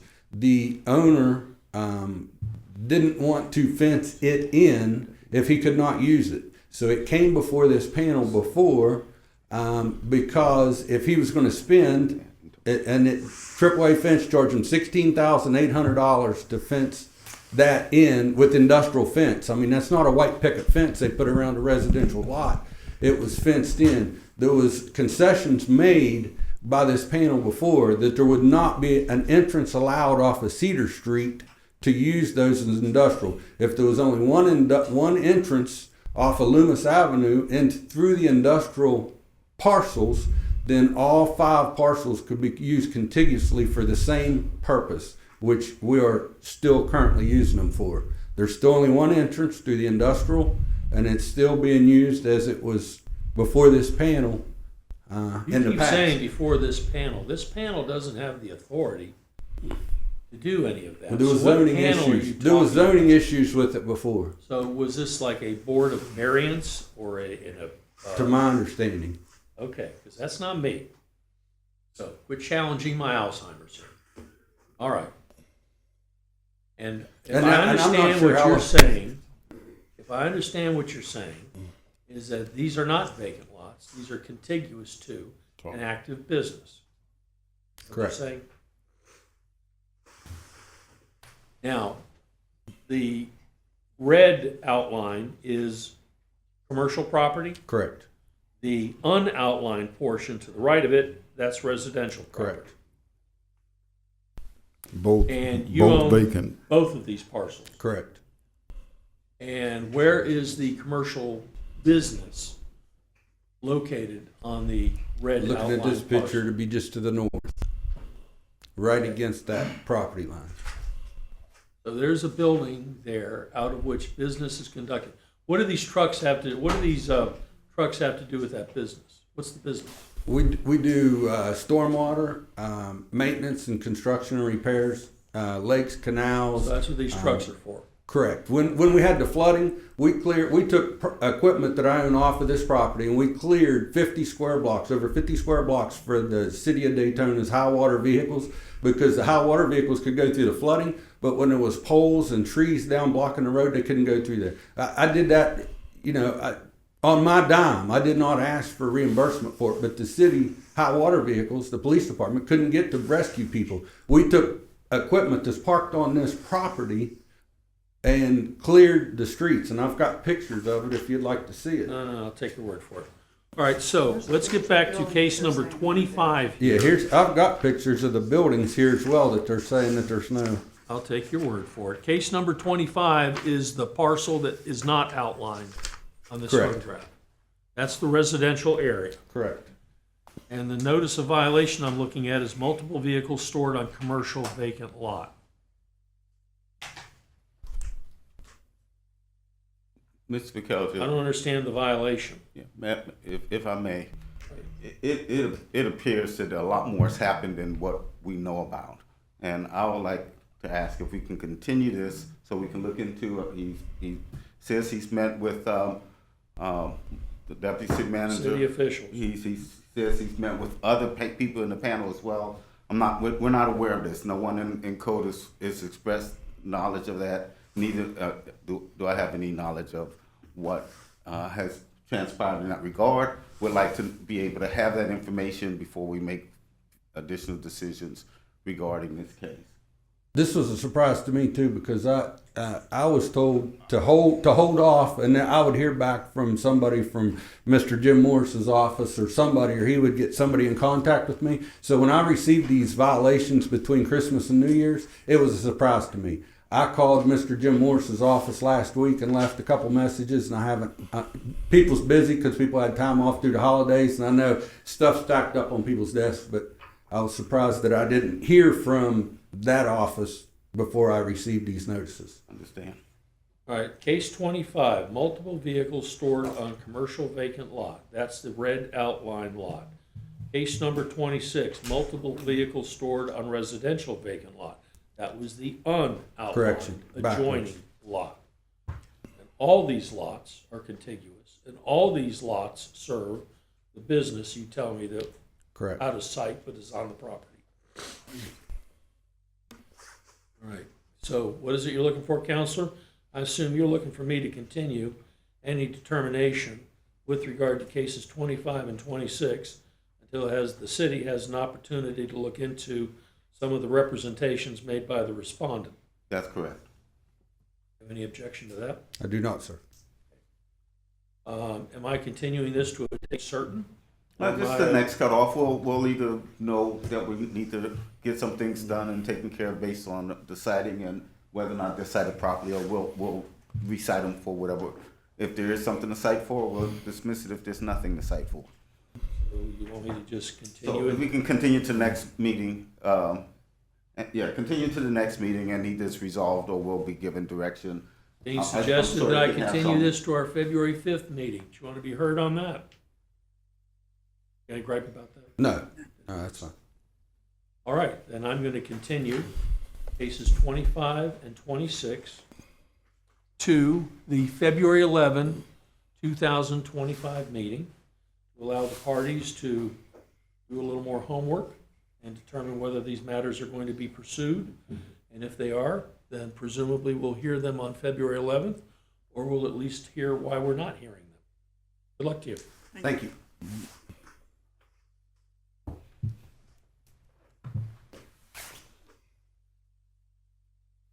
Case number 27, William Kistner Estate. Anyone here for the William Kistner Estate? Not seeing anybody. What say the city? All right, this case was field generated and opened on October the 7th of 2024, overgrown vacant lot with trash and debris. First notification was on October 14th. Property was posted. Compliance was due by October 24th. Last day of reinspection was January 9th of 2025. Result, non-compliance. There's been no contact from the owner. Staff requests a finding of non-compliance with compliance due next cutoff.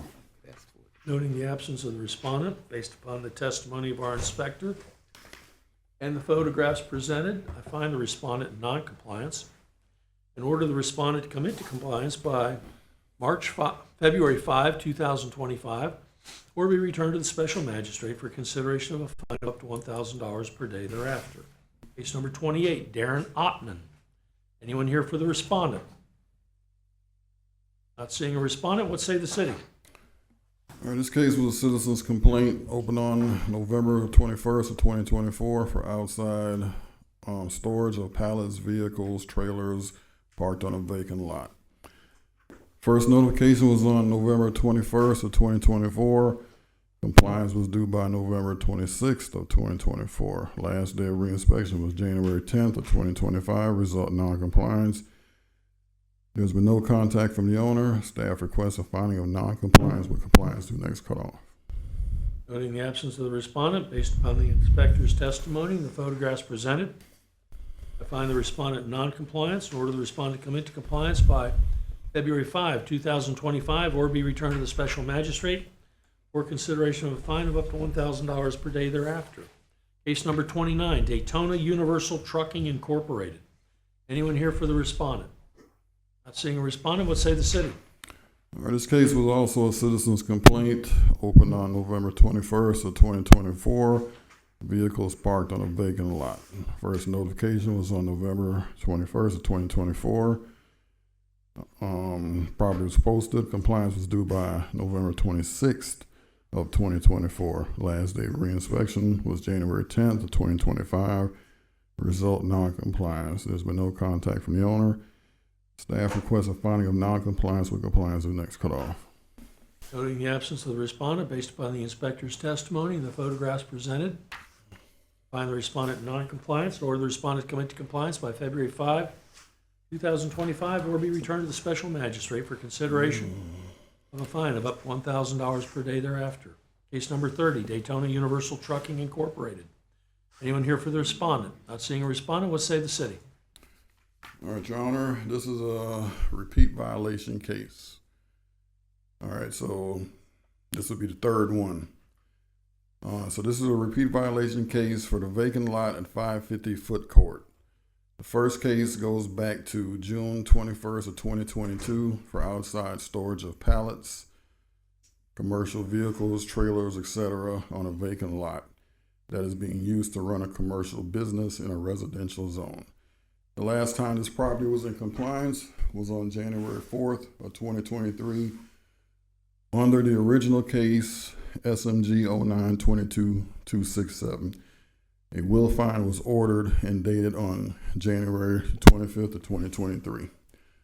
The first repeat violation case was in November of 2023 under SMG 11-23-268 for Daytona Universal Trucking. Received a repeat violator fine of $200 per day for being in non-compliance on 5 occurrences, equaling fines up to $1,000. The second repeat violation case was in June of 2024 under SMG 06-24-95 against Daytona Universal Trucking, was fined $1,000 per occurrence inspection, equaling a $10,000 fine. This is the third repeat violation case for Daytona Universal Trucking for being in non-compliance. This case was opened on November 21st of 2024 after receiving a citizen's complaints. Inspections were completed on the following days: November 20th of 2024, November 26th of 24, December 3rd of 24, December 10th of 2024, December 17th of 2024, December 24th of 2024, December 30th of 2024, January 2nd of 2025, January 6th of 2025, and January 13th of 2025. Staff is requesting a fine for the repeat offender of $5,000 per occurrence per inspection, equaling $50,000.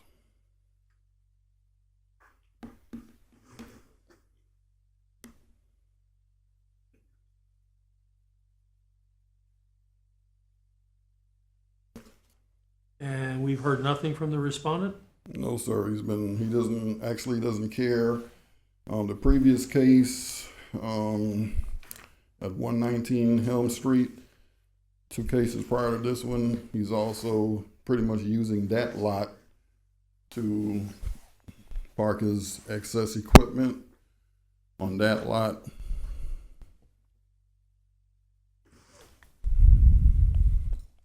Where's Foot Court? It's right off of ISB, right behind the Checkers on the corner of ISB and MLK. As you cross the Checkers, it'll be your first right-hand turn, and then that'll be Helm. You'll see what's going on Helm Street. Then when you make that left-hand turn on Foot Court, you'll see this going on right there. If this is 8 occurrences at 5,000, it would be 40,000 max. He counted 10 occurrences. Thought we were talking about 10 occurrences. Oh, okay, maybe that's why I got to 50. All right. Yeah, 10 occurrences. Okay. That's what I counted. Okay, good. All right. Noting the absence of the respondent, based upon the testimony of our inspector, taking into consideration the respondent's awareness of the will fine, given in the past history, and the repeat violations, I'm finding the respondent the sum of $5,000 per occurrence, finding that there have been 10 occurrences, And I'm finding the respondent the sum of $50,000. Anything else I need to say? No, that covers it.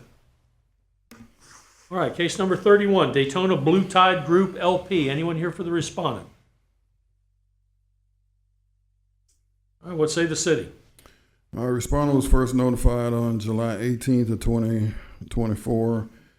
Since last November, there's been contact with some emails with Mr. Hopkins. The overgrown area of the lot was cut on December 20th of 2024. However, piles of debris, tree limbs, trash, refrigerator was left on the lot. Staff requests a fine of $250 a day with a max fine of $50,000.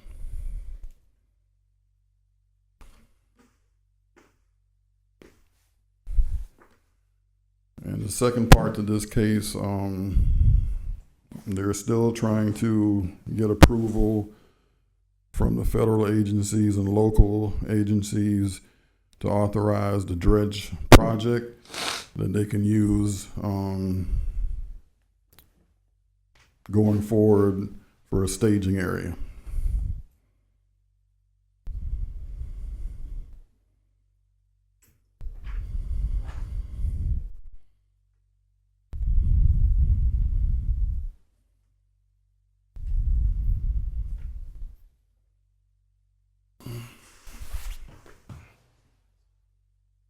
Okay, the order says includes language with regard to all matters other than the permit application.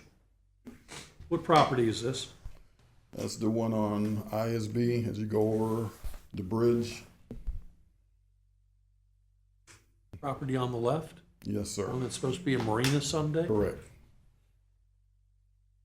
This They case didn't first, finish cleaning it up like they said they were going to? they did move all the commercial equipment off the concrete staging area, and you told them they were fine with that, but they needed to clean up the grassy area as you drive into the property. They were supposed to have that done, I believe, by January the 9th, I believe was the cutoff. That's the grass area that they did clean, but they left piles of debris, a refrigerator right there you can see all over that property. Noting the absence of the respondent based upon the testimony of our inspector as well as the photographs presented, I'm fining the respondent the sum of $250 per day commencing January 8, 2025. These are for all matters other than the permit application. Correct. And that fine will continue to accrue each day thereafter until the respondent is in compliance or the amount of the fine has reached the sum of $50,000. Mr. McKelvey, can we take a quick? Yes, and we're going to take about a 10-minute break. For any of you people who are out here who are on the balance of the agenda, if you'll let our secretary know what your case is, we'll go straight to your cases. Because we only have a few people left here, so if you'll let the secretary know which case is yours, then we'll go straight to your cases when we resume. We're going to take about a 10-minute break. I'll ask IT if we have any waiting on Zoom. IT, do we have any waiting on Zoom? Yes, 32 and 33. Okay. And one more, and 41. I have 32, 33, 37, and 41. I don't have a respondent for 37. Very good. Thank Okay. you. Thank you.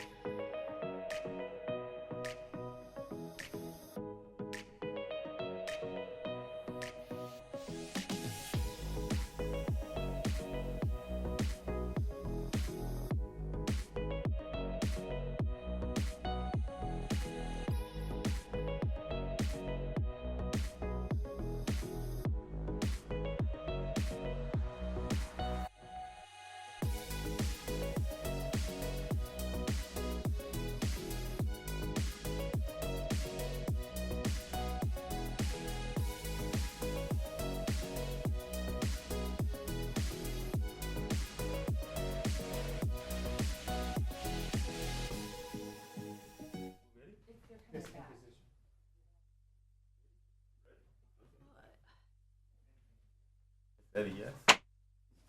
All right, we are reconvening now, which brings us to case number 32, Seminole Boosters Incorporated. I believe we have a Zoom attendee.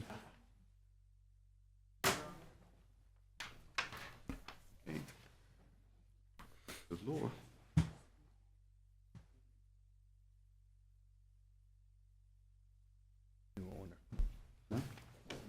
Oh, this won't really want, yeah, I see that. Yeah. Okay. Is that the right person? Oh, Lord. Haven't seen him. Oh, okay. That's the email I have associated. This is the Seminole Booster representative. No, he's waiting to have someone from here. So he's up and ready? Oh. Can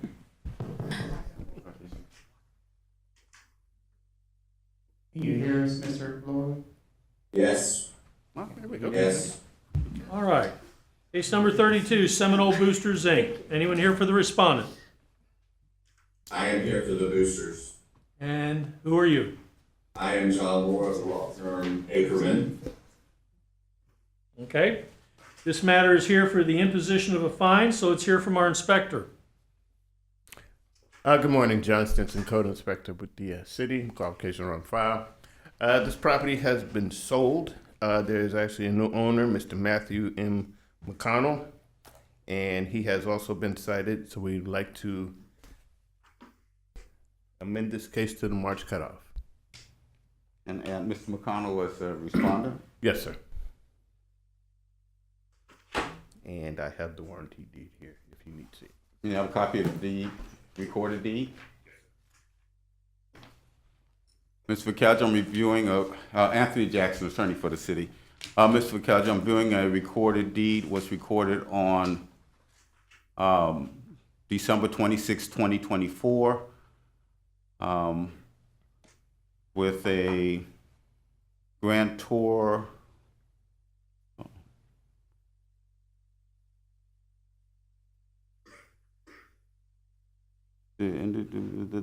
Okay, with a grantor being the Seminole Booster Inc. And grantee being Matthew M. McConnell.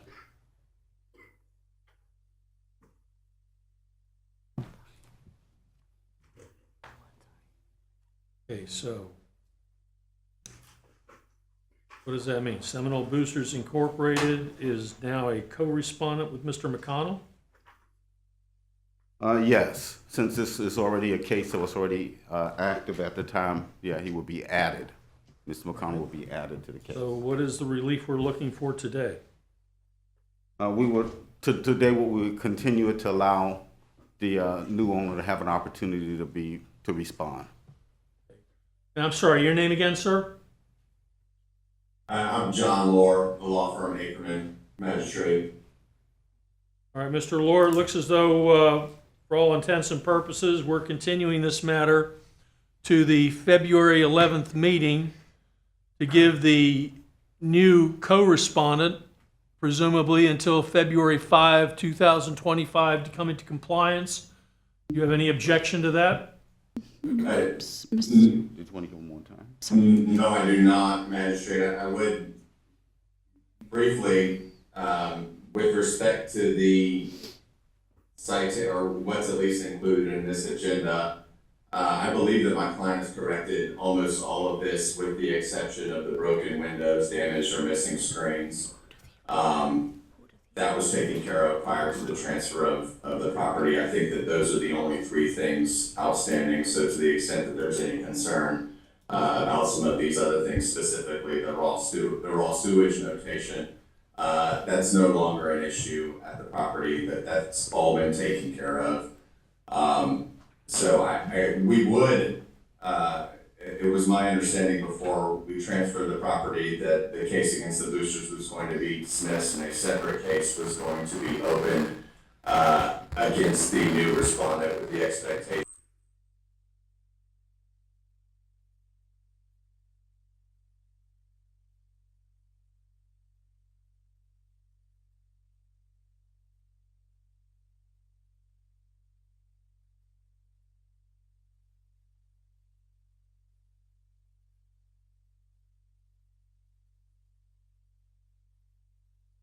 property up, and into getting, correcting what I think was sort of a blight in the city of Daytona with a property that was, that was gifted to the boosters and ended up having, 6 or 7 vagrants in it that had to be evicted. Police had to get out there. There was some serious vandalism at the property with respect to graffiti. All of that stuff was taken care of by the boosters with the expectation that, once we transfer the property, that this would no longer be an issue for us. And when we transferred the property, we also paid a long-standing City of Daytona fine around $21,000. That was, back, I think, from 2016, way before we were gifted the property. So the boosters would really like to not be a co-respondent at this time, and hoping that you will entertain, and the city will entertain, discharging us from these further proceedings. What say the city? Mr. Vicalja, what we try to avoid, and I know this is not what Mr. Lore's implying in any way, but what we try to avoid is creating a circumstance where people are trading out or selling out their obligation under the law. The findings that were made against the Booster Inc. If they contractually made some agreements with a purchasing party, that's between them contractually, but they are the respondents, and and any purchaser would just come on board with the same responsibilities. They're not. We don't release the original respondent in any of these cases. I know that there's been an exceptional circumstance when there was no possible way that the original person could possibly take any action. I think we had a situation like that, and ultimately it ended up being a major challenge for us because the case extended well beyond the time period that you thought it would have should have been able to resolve. The reality is, it's the Booster's case. The easiest way to get it resolved is to come into compliance. He says they're near compliance already, so that the way out is to just go ahead and whoever completes it to get it completed, and that would take care of everything. Okay, is Mr. McConnell what, if anything, has Mr. McConnell received with regard to these proceedings? That should have been given to him through the seller. The seller was responsible to notify the purchaser of this proceeding and notify us of the proceeding as well. I don't know if they did or not. I mean, notify us as to the transaction, the sale of the property. I guess my point is, at this point in time, there's been no service upon Mr. McConnell of any process to, so to speak, or has there? I have cited the new owner as well. You have cited the new owner as well? That's correct. I've He's already been issued, served with that? I've already issued the certified notice as case number. Has he already received it? I don't know if he's received it yet, sir. Okay, so that's in the process? Yes. Okay. The statute requires us to give additional time upon the property changing hands to. I understand that. I'm just not comfortable that we have Mr. McConnell on board sufficient enough to try to entertain Mr. Lore's request that the Seminole Boosters be allowed out. So, Mr. Lore, for the time being, Seminole Boosters Incorporated is still in there. Once we have Mr. McConnell firmly on board, then I'd be happy to reconsider your request at that point in time. Thank you for your consideration, Magistrate. And one more request, if I may, that we get an accounting of what the actual outstanding issues are from the city's perspective. I'm sure if you'll contact Mr. Stenson, he'd be happy to tell you that. Or if you want to give him a phone number right now, I'm sure he'd be happy to call you. I've got his information and email, sir. Okay, we'll do that. Yeah. All right, good luck to you, sir. Thank you, and thank you all. Oh, so anyway, so I'm not imposing a fine. No. I'm Amending to the, Pardon? are we amending to We're add the new owner? amending to add Matthew M. McConnell as an additional respondent. We are extending our previous compliance date to February 5 of 2025. And if the property's not in compliance, then the respondents will be returned to the special magistrate for consideration.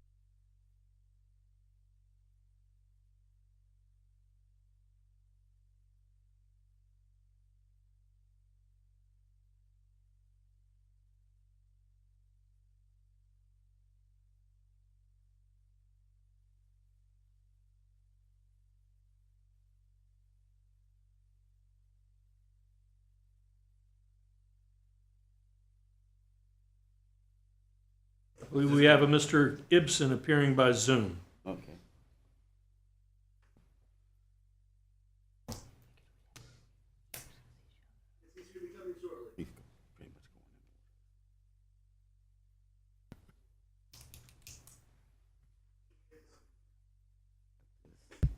Yes, sir, if you would please state your name and be sworn. My name is Scott Ibsen. Raise your right hand. Swear or affirm the testimony you're about to provide is the truth, the whole truth, nothing but the truth? Yes. Thank you. Okay, Mr. Ibsen, this matter is here for the imposition of a fine, so let's hear from our inspector. John Stinson, Code Inspector with the City of McCormick, cases on file. This respondent was first notified on May 13th, 2024. He was cited for interior renovations without the required permits. Since then, the permit has been resubmitted on 8 October 2024. There has been no movement on that permit since October 14th, 2024. The city is asking for the imposition of a fine of $200 per day to be kept at $15,000.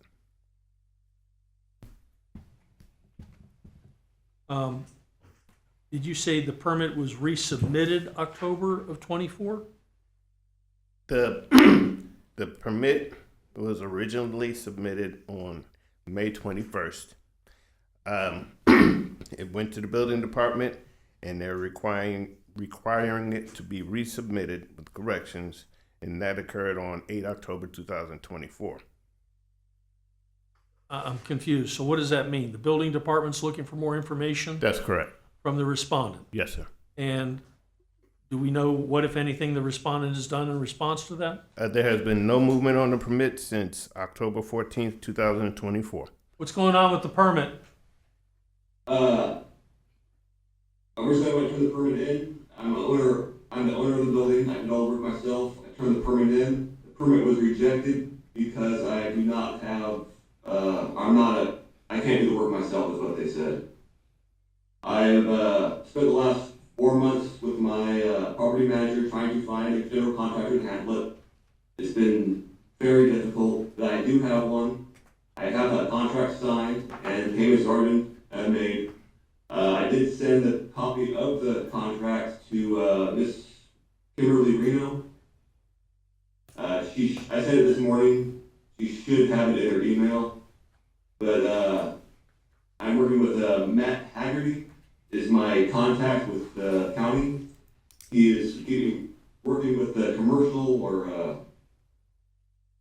whatever that level permit to get it turned into the city. I've spoken with his partner. He said that should be turned in within 2 weeks.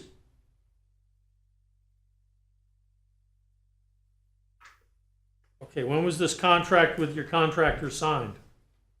1 second. Within the last week.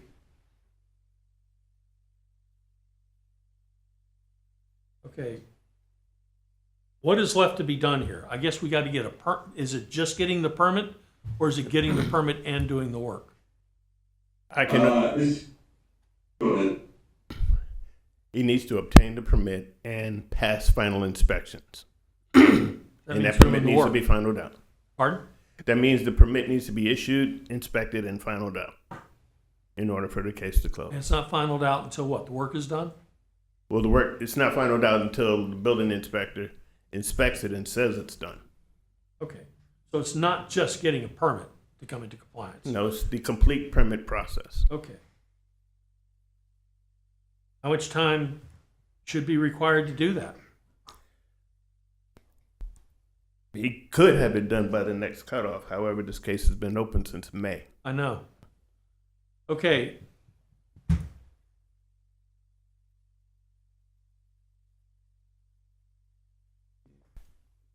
All right. I'm sorry. I'm still confused as heck. What's the status of your permit right now? Because I'm getting ready to fine you.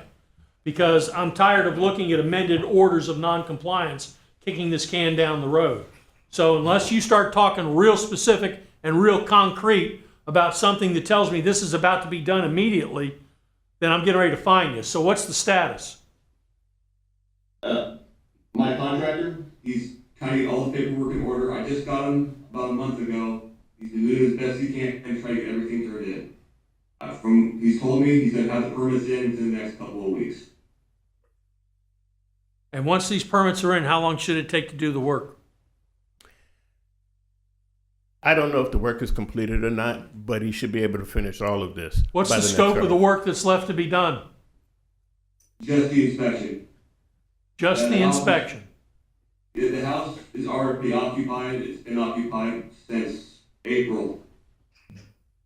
It's just the permit issue came up and we're trying to get it pushed through.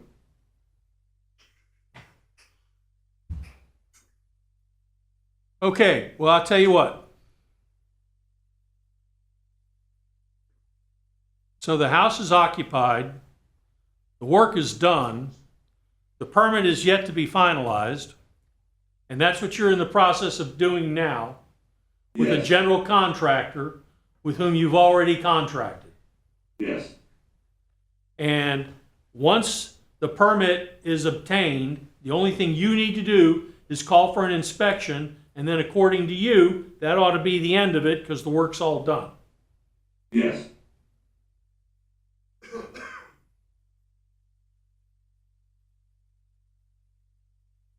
And you're expecting this contractor to do what within the next couple weeks? He's just filling out the contract permits, making sure everything's in order. So you're telling me this is nothing but paperwork at this point? Yes, I cannot do paperwork myself. The original permit was rejected because I'm the owner and not a licensed contractor with the city of Daytona. Okay. Then I'm going to amend our current, whatever amended order of noncompliance we're on, to allow the respondent until February 5, 2025 to be in compliance. If not, on February 6, 2025, a fine in the amount of $200 per day will go into effect and will continue each day thereafter until the property is in compliance or the amount of the fine has reached the sum of $15,000. Understood? Understood. This is the final gun to your head here. All You're right. telling me the work is done. You're telling me it's going to pass inspection. You're telling me it's only paperwork. You're telling me the delay was you found out or discovered you had to have a general contractor. You're telling me you now have that contractor and he's already working on it, and you're telling me it's nothing left but paperwork. So, see to it that that's done by February 25th. Failing that, if there's no notice of compliance in this file, a fine in the amount of $200 per day will start running on February 6th. It should be February 5th. You said 25th. All right, I'm sorry. February 5th is the compliance date. Okay, we all clear? Yes. All right, good luck to you. All right, do I need to restate that order, or do you understand? Okay.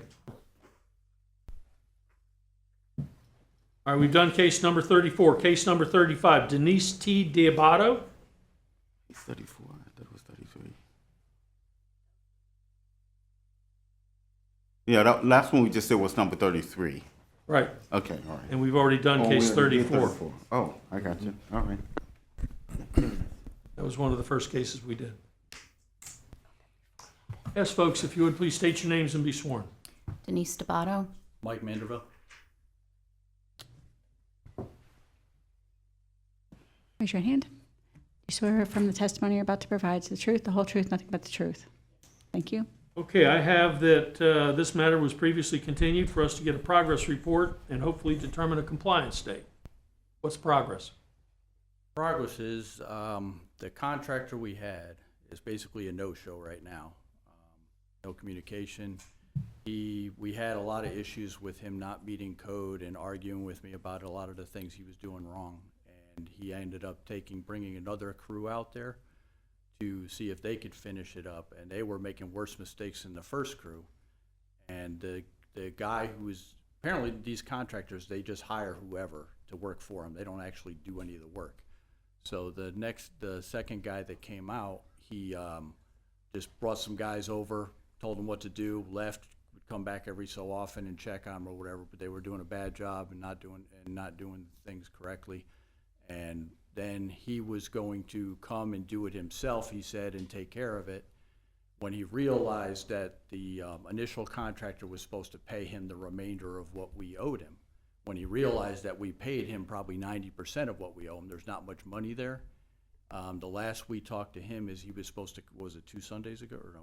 No, way before 3 Sundays the ago, something holidays, like that. beginning of December. Beginning of December. He was supposed to show up. He said he was they were going over the money and he was going to figure out what it would cost and everything. And he texted her and said he would be over a Sunday like within 2 hours, never showed up. He's also told her that he didn't want to get involved in the middle. He actually wanted off the job. He didn't want to be in the middle of this. The other, how bad the other guy did his work. There's too much stuff to correct. And given her false hope of how quickly he could do things and stuff, not realizing how much more he had to fix. So basically I let her handle them, and I started fixing the stuff myself, taking apart the things that were wrong, fixing the squareness, fixing the boards that were out of place and not right. There's the wrong size screws, not structural screws, the wrong hanger. It's just ridiculous stuff that a contractor should know better. We had to reorder materials about 3 times because they ruined the original orders, so we had to keep getting more and more. So we basically, what you're seeing now, we've already paid over $20,000 for that. Over $25,000. And we just have basic up top frame. And he ordered, the next contractor ordered $800 worth of more lumber that didn't need to have there, more posts and stuff that are just sitting there that we didn't need. They're just, just more and more money we're throwing at this thing. And the guy told me, oh, you want us to build you a piano, not just a deck. I'm like, no, I want you to, meet code. And they keep arguing over the plans. I said, why can't you guys just build what was on the plans to begin with and stop trying to change everything and do your own thing? And, it's just been a nightmare. So basically, the only people here now are suffering is us. She took a loan out to be able to pay for this, so we can't afford to hire another contractor because they're not going to want to finish this bastard all on his over. deck. They're going Yeah. to want to rip it completely down and do it over. And we don't know what to do, and we've tried calling the city and asking what recourse we have, what we can do. Nobody's helping, and I tried getting a meeting with the guy in charge of the building department. The building department's been nice, but they basically said they can make him meet code, but they can't make him show up if he doesn't want to meet code and just. What's the status of the dilapidated deck stairway? gone. You can see there's no stairway. Yeah, the stairway. I don't know what I'm looking for. Where that ladder is, see where the ladder's going up, the middle ladder? Yep. Not that one, the one next to it. That's where the stairway was, but they can't even cut stair stringers. So the second guy. So there's supposed to be a stairway there. Yeah, there was a half a stairway before, but the second guy came, we ripped it all down because they couldn't cut the stair stringers right. So I recut stair stringers when this other guy was here because his guy couldn't do it either. So I said, leave it alone. I bought more lumber. I cut the stair stringers, a few of them, and then they weren't showing up. So rather than mess with that, I'm fixing. The deck is actually out of square. The posts were actually a couple of them, they were the wrong heights off by a little bit. So they were, you know, one part of the deck kind of tilts down, the other part of the deck was tilting towards the house. So I'm leveling all that out. Had to plane a lot of the top of the wood down, and like the corners are out of square. And then I realized that they bought all just regular standard galvanized hangers, which they should be at least Z-Max coated, which is double the zinc coating for the, you know, corrosion resistance. A lot of screws I found that they were putting, you know, instead of using the 3-inch screws, they're supposed to use 1.5 inch nails.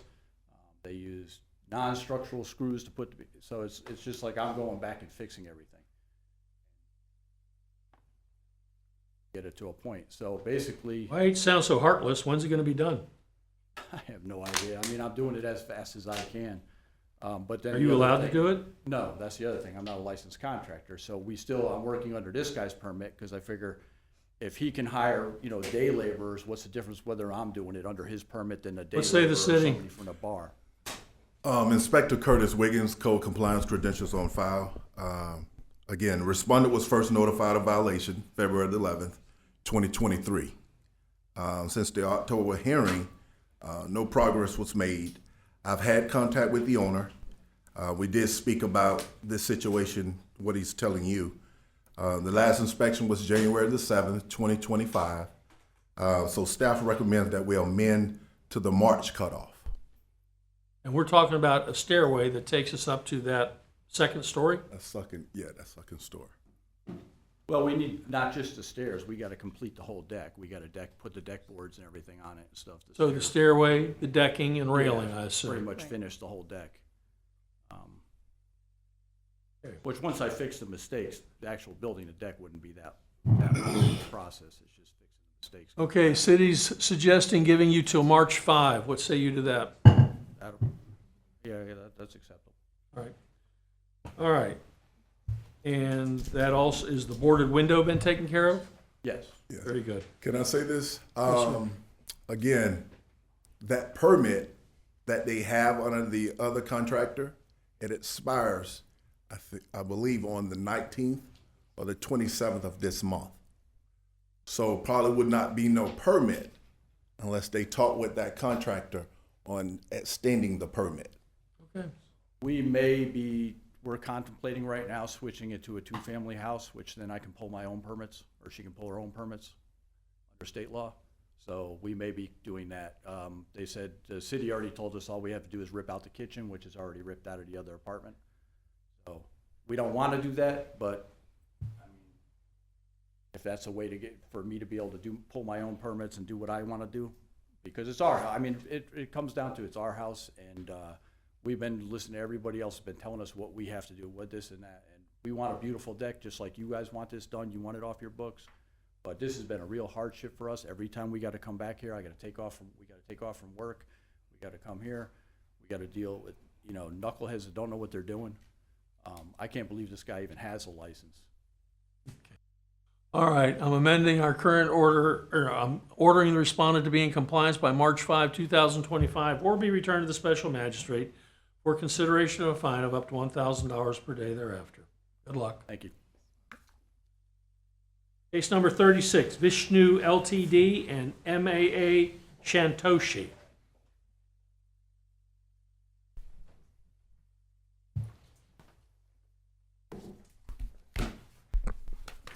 You would please state your name and be sworn.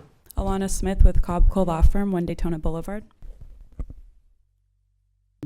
I'm sorry, what was your name again? Alana Smith with Cobb Cole Law Firm.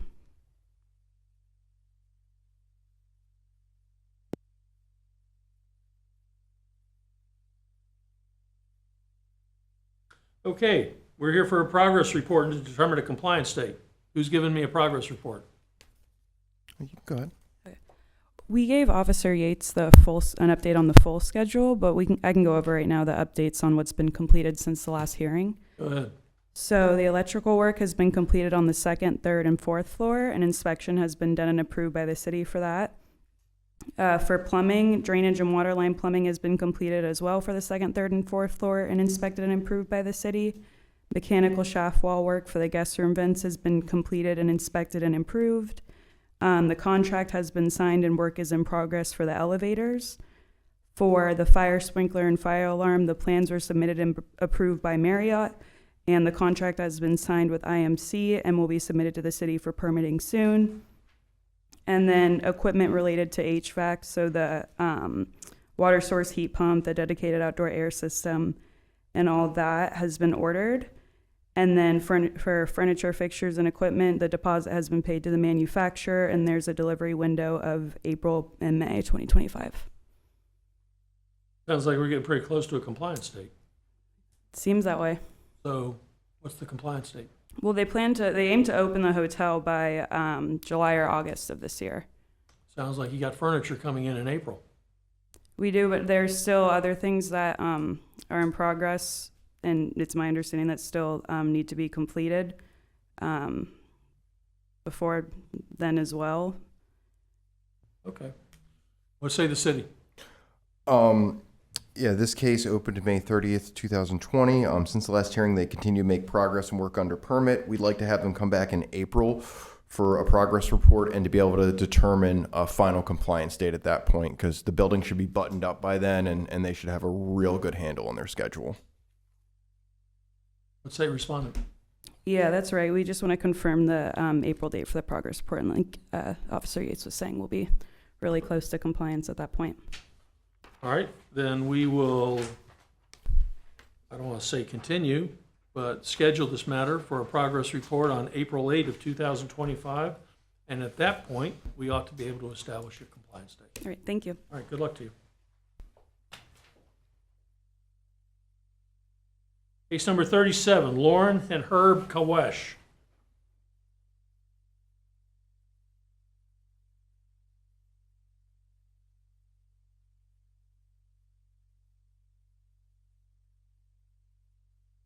This is Zoom attendee. That's the one I don't have an attendee for. You don't have what now? I'm sorry, a recipient or a respondent for. I do not. What does that mean? Does that mean you're waiting on one, or it's not going to happen? I'm sorry, they're like, no, they're not in the, they're not logged in. No, I don't have them. No, he just normally does, but yeah. Am I proceeding with this or not? Yeah. Okay. Not seeing a respondent, what say the city? All right, they were first notified May 23rd, 2022. Since the last hearing, I've had contact in progress. The structural work in the rear is complete. The only item that remains is the repair in the laundry room. I would like to amend to the next cutoff.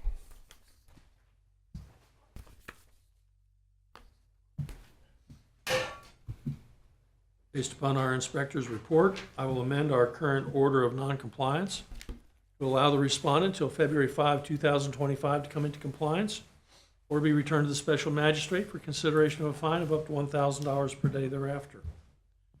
Case number 38, Honora Properties LLC.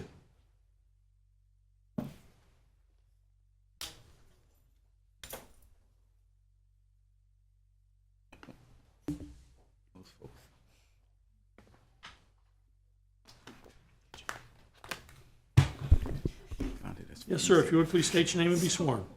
William Panora. Do you swear or affirm the testimony you're about to provide is the truth, the whole truth, nothing but the truth? I do. Thank you. And your affiliation with Panora Properties LLC? Owner? I'm the manager. Okay, fair enough. This matter is here for the imposition of a fine. Let's hear from the city.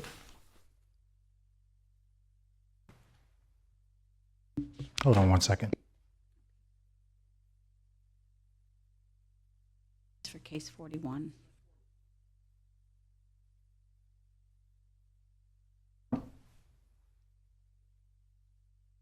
Okay. We're good now? Yep, okay. Inspector Itani, Code Compliance, credentials are on file. Respondent was first notified on May 25th, 2024. Since the October hearing, I've had contact with the owner. There has been a new roof placed on the property and the house has been painted. He has replaced the siding in the porch, but without a permit. Last inspection was on January 13th, 2025. The results of the re-inspection was non-compliance. Staff recommends a fine of $100 a day with a cap of $15,000. You say a new roof was put on? Yes. When was that done? That was done in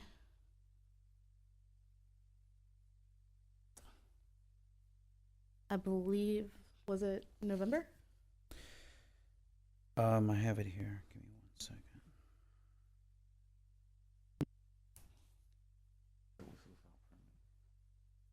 The siding and the porch was repaired Like without. November, Yeah, towards the November. end. I think right before Thanksgiving.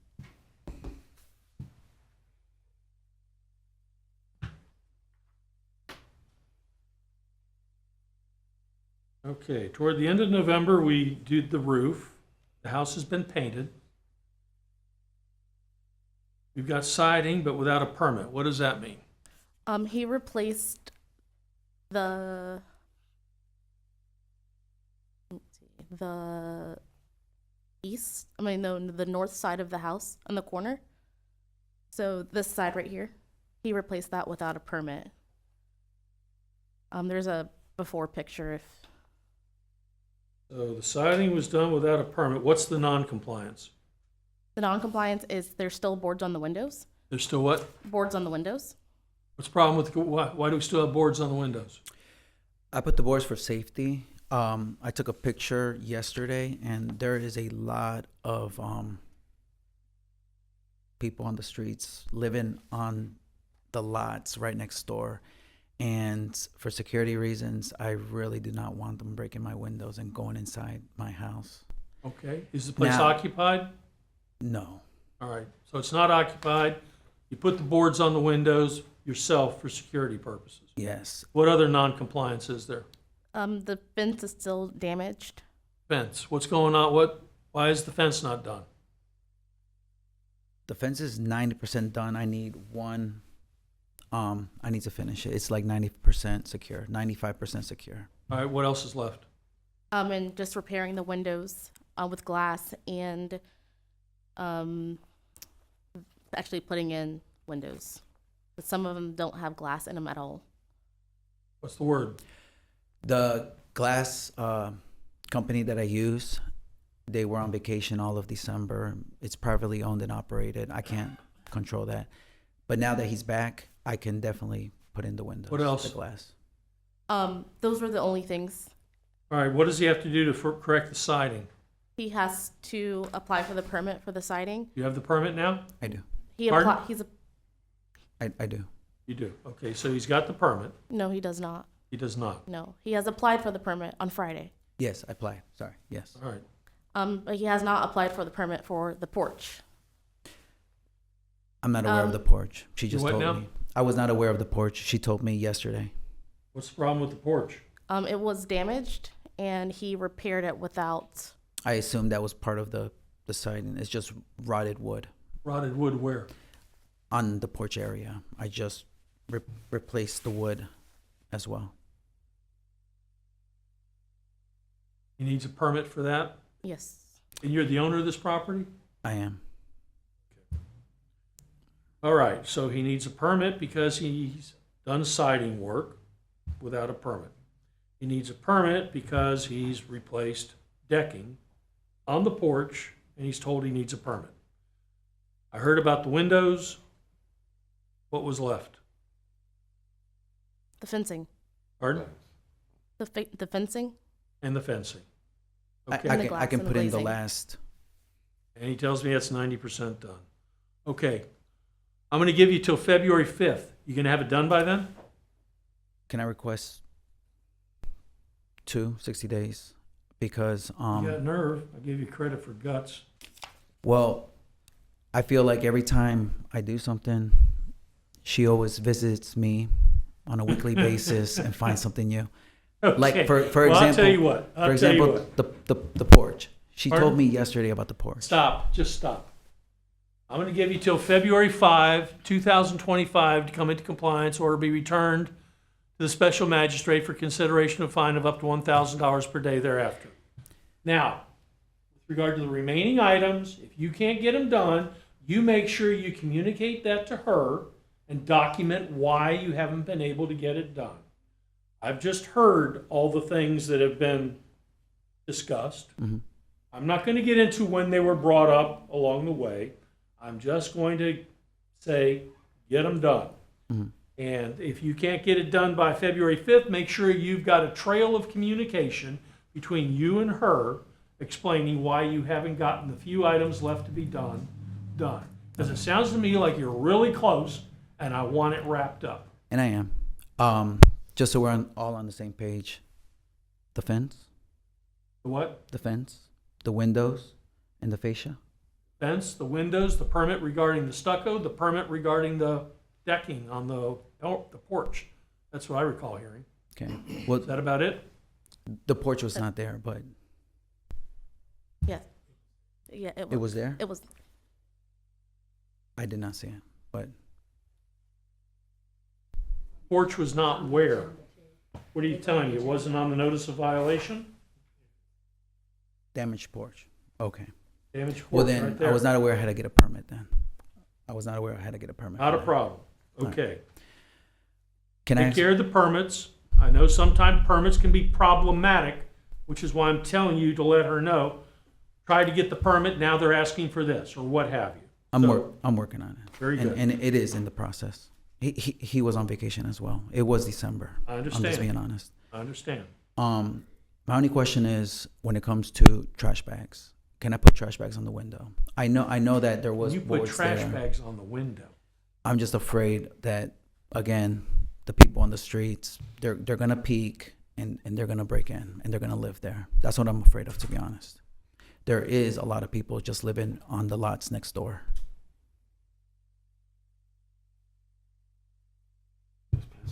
Well, as it stands right now, I assume the property is at least secured to city standards.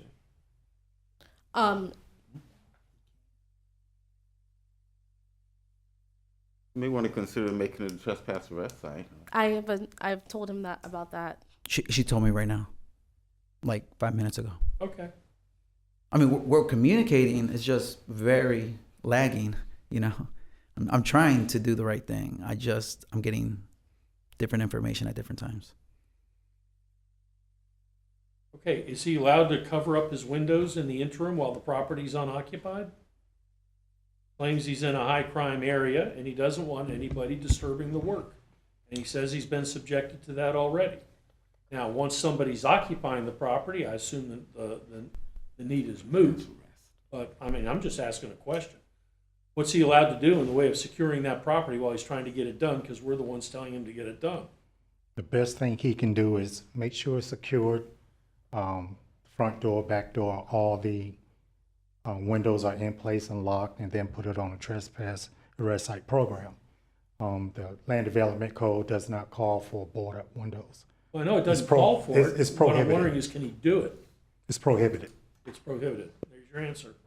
Yeah, the boards, yeah, but trash bags. No, I'm just telling you, it's prohibited. Trash bags are prohibited? Yeah. To put on the windows? Yeah.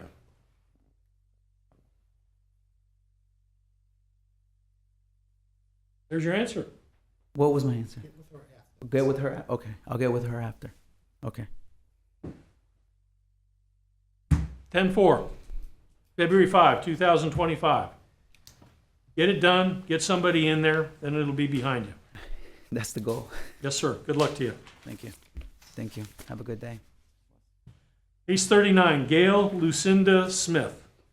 Anyone here for the respondent? Not seeing a respondent, what say the city? She's here. Oh, okay.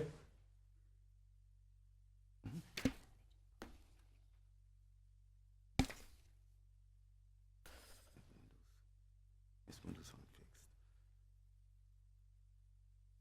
They have non-compliance, so you get your window. Yes, ma'am. If you would state your name and be sworn.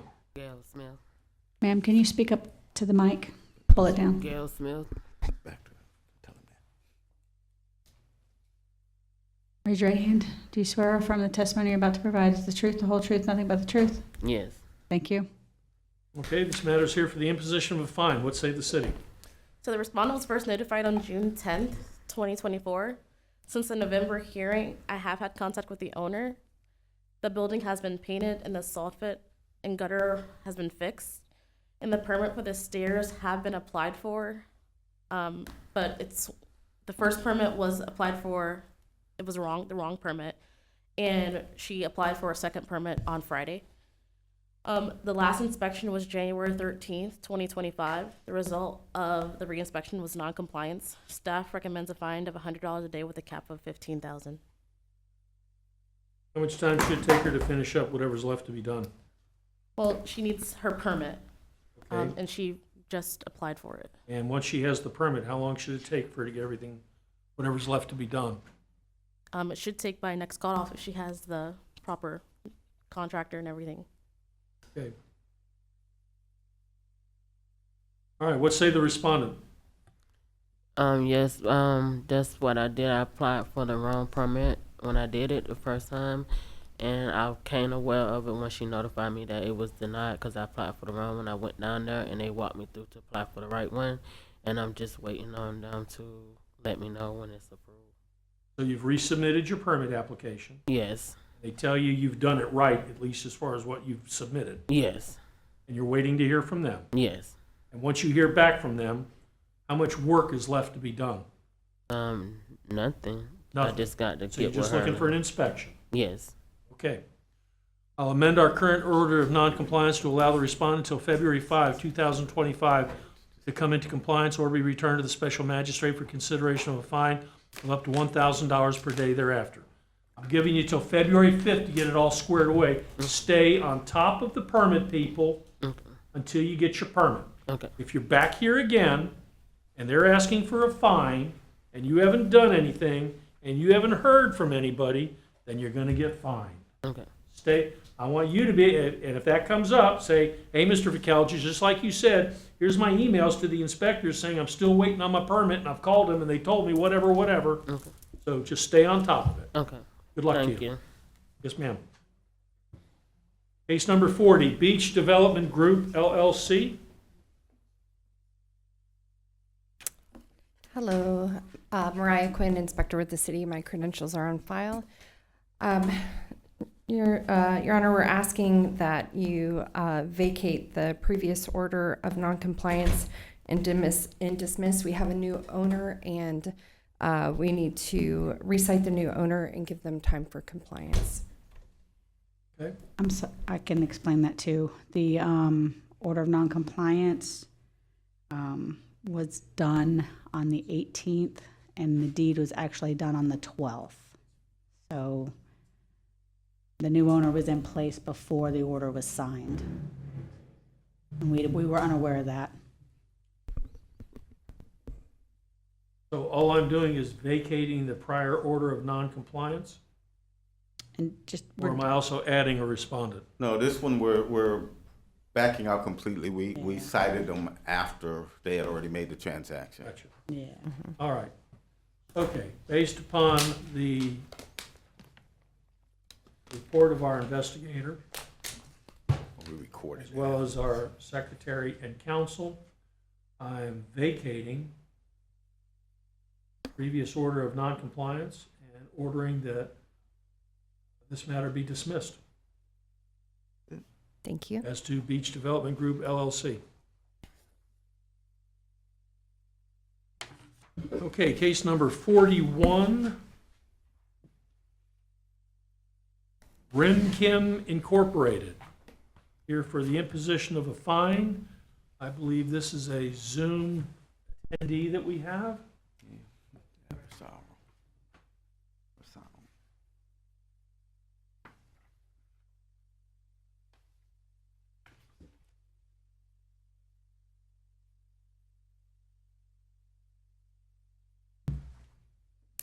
Mr. Eversona, we need to see you. Yes, sir.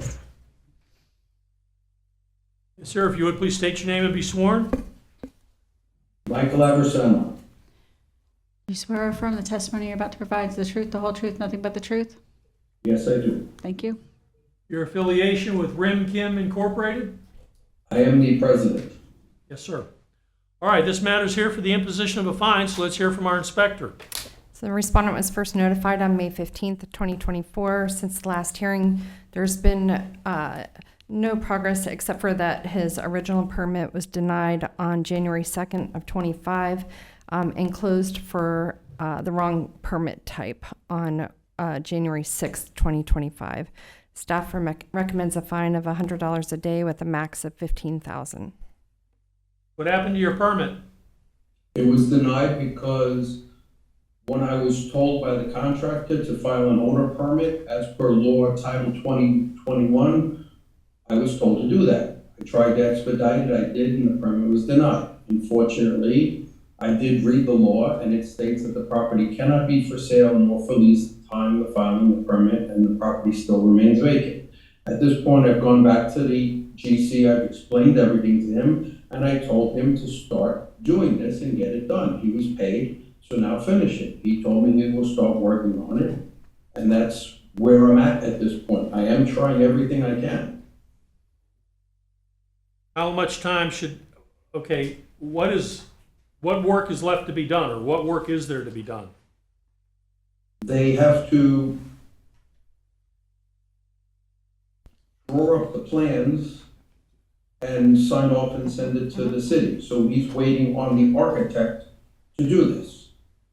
Okay. Has the work itself been done? Yes, sir. So the work on the stairs or the work on the architect? No, the work on the actual construction work is done? Yes, sir. So this is attending to a permit. I'm sorry? So this is a matter of just attending to a permit. Yes, sir. Okay. And as it stands right now, where are you in the process of getting this permit? I am waiting for the general contractor to get the paperwork from the architect to resubmit the paperwork to the city for the permit. And is it your understanding that once you do that, you should get your permit? Yes, sir. And is this contractor doing this within a matter of days or weeks or months or what? It's more likely gonna be weeks because he's dependent upon the architect to do the work. Okay, I'm going to amend our current order of noncompliance to allow the respondent until February 5, 2025 to come into compliance or be returned to the special magistrate for consideration of a fine of up to $1,000 per day thereafter. All right, stay on top of this guy to get it done. Because if you run past February 5th and I find out you haven't stayed on top of him to get it done, then I'll fine you. If I'm satisfied you've done everything you could to push the process forward, then I'll take that into consideration. 10-4? Thank you, sir. Good luck. Have a good day. Case number 42, R&J Estates LLC.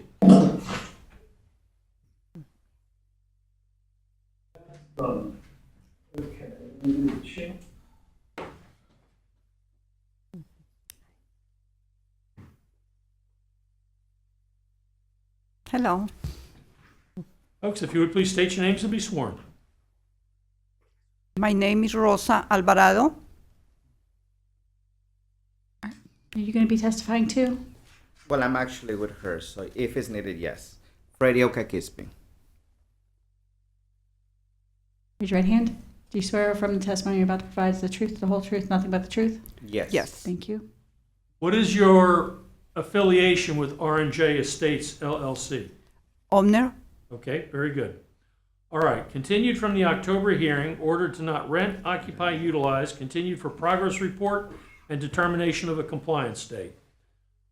Who's going to give me a progress report? That would be you. Must be him. Okay, that would be him. Yeah, that's okay. Fine. Okay, since the last time that we actually were here, we were trying to find more information. We noticed that there is new people in the same situation as us. This was new from the beginning. So this was a new situation that nobody has faced before here in Daytona. With a new hurricane, we noticed that there is some other people in the same situation, and there is new things. And we have the feeling that FEMA is kind of changing their guidelines too, because the main thing here is not that we don't want to go up to compliance with the city, is that FEMA is not allowing us to do it. So when we were actually speaking here with the city, the code enforcement, there is some other options that right now we're going to be exploring, like some other people that they found, maybe other companies that they can help us with this situation, and also in other areas of the country, we heard that people that were running in these same situations, FEMA is working in a different way with them, and hopefully we can implement it here as well. So because this is new for everybody, something that hasn't happened before, we're still in that process, and we were requesting to see if we can have a little more time so we can definitely come up with a solution to this situation and put everything up to compliance. Madam Inspector, what is the situation? So the situation is because it's in a flood zone currently, and the city is requiring them to lift the structure, and it's on a concrete foundation. So they're not able to obtain any permits for some renovation that was done on the interior of the property. They just needed an after-the-fact permit initially, but when they did some more research, because of the flood zone that it's in, the city cannot issue an after-the-fact permit until now the whole structure is raised. So they have been exploring other options, which we doesn't have anything to do with us. So we are recommending compliance at the next cutoff, which is February 5th. Compliance being what? So their option was given to them by permitting that they can either raise the house or they'll have to apply for a demo permit. So the only option they're being given is to tear the house down? Correct. Or raise it. Or raise it? Mhm. It's on a concrete It's on a slab? concrete. Yeah, it's on a concrete slab. And that's one of the reasons I'm sorry that we're actually asking for more time, because this is a unique situation. It's not that we don't want to work with the city. We've been actually in contact all the time. It's exploring different options because we contact several companies that they can actually lift the property. The fact that it's a concrete slab, none of them are pretty much want to take this in work, and some of them, but they're very, very expensive. So we were exploring other situations in people that are in similar situations, because now this is more becoming more, how can I say it, frequent here in Daytona with the last two hurricanes, to see maybe FEMA can work with us or we can find other solutions instead of just demolishing the house, which, for us is very difficult because there's a lot of money involved in there.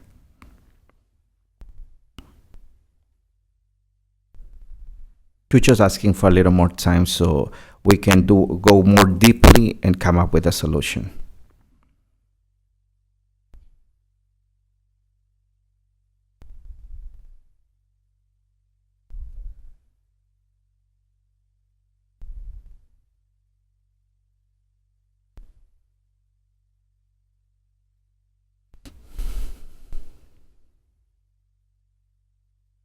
Okay, just for my edification here, so what happened here?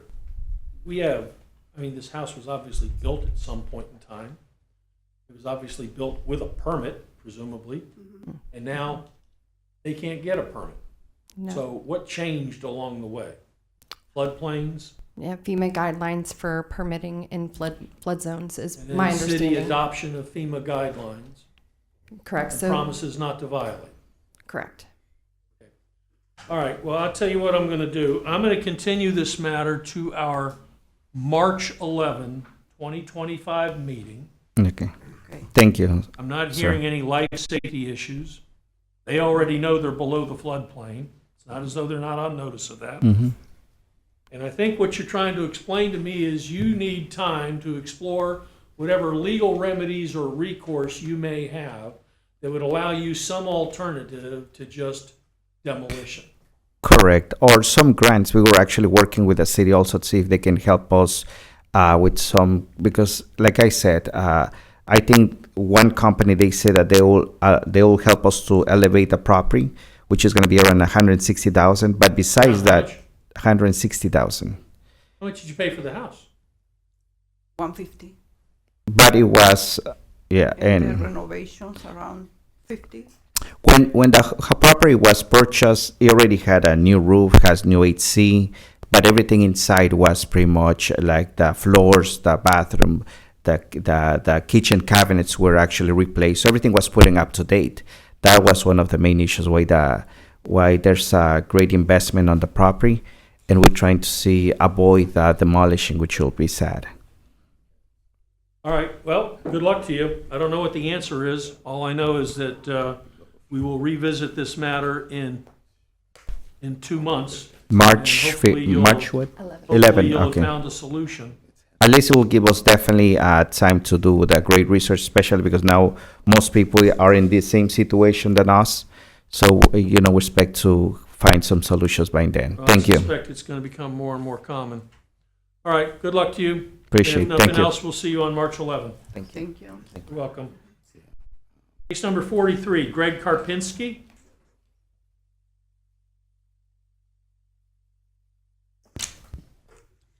Good afternoon. Hello. Magistrate. Just want to I am Gregory Krapinski. I just want to make a correction too. He was here in November, so it was continued from November. You what now? It was continued from November. Okay. Raise your right hand. Do you swear and affirm the testimony you're about to provide is the truth, the whole truth, nothing but the truth? I do. Thank you. Okay, progress report. Ordered to be in compliance by March 5th. Oh, this ain't March 5th, so what's the progress report? Okay, as I continue to work on the house, removing the grime, dirt, rotten wood, restoring the back deck wood, painting it.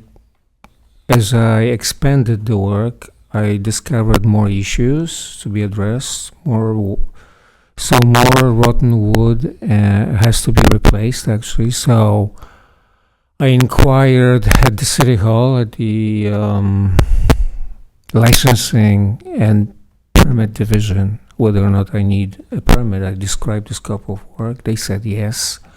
So I did apply for the permit to continue the work on the house. It's pending the review, so I'm waiting for the approval of my application for the permit to continue the work. In the meantime, I'm waiting for that permit. I'm maintaining the property outside, so it's much cleaner now and all that. Okay. So how are we looking for March 5th? Yeah. So we'll see what happens on March 5th. Yeah, but Anything to add? No, sir. All right, good luck to you. thank you. Yeah, I'm sure once you start knocking away at it, you're gonna run into all kinds of stuff. I know, Anyway, and that's what I've discovered. well, I hope you don't have any more surprises. It's an older house. It was built in 1947. Okay. All right, good luck to you, sir. Thank you. Bye. And I believe that brings us to our last case, which is number 47, Barbara and James Chester Jones.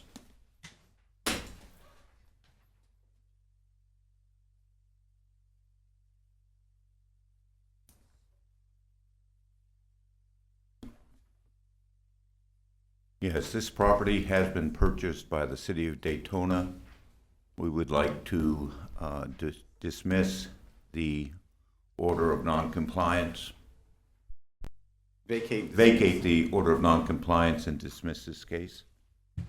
We'll have to recite. All right.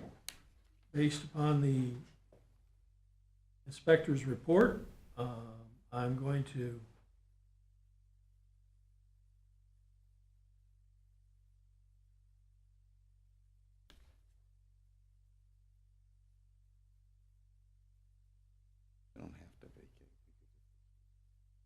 dismiss case number SMG 11-23-257.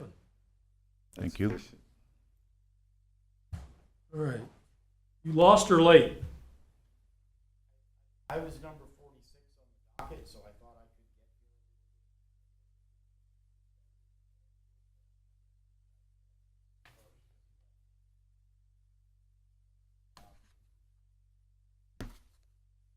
could Okay. City, what do you want to do? I believe we. If he's asking to be heard, it's proper for him to, I mean, he could ask that. Come on up.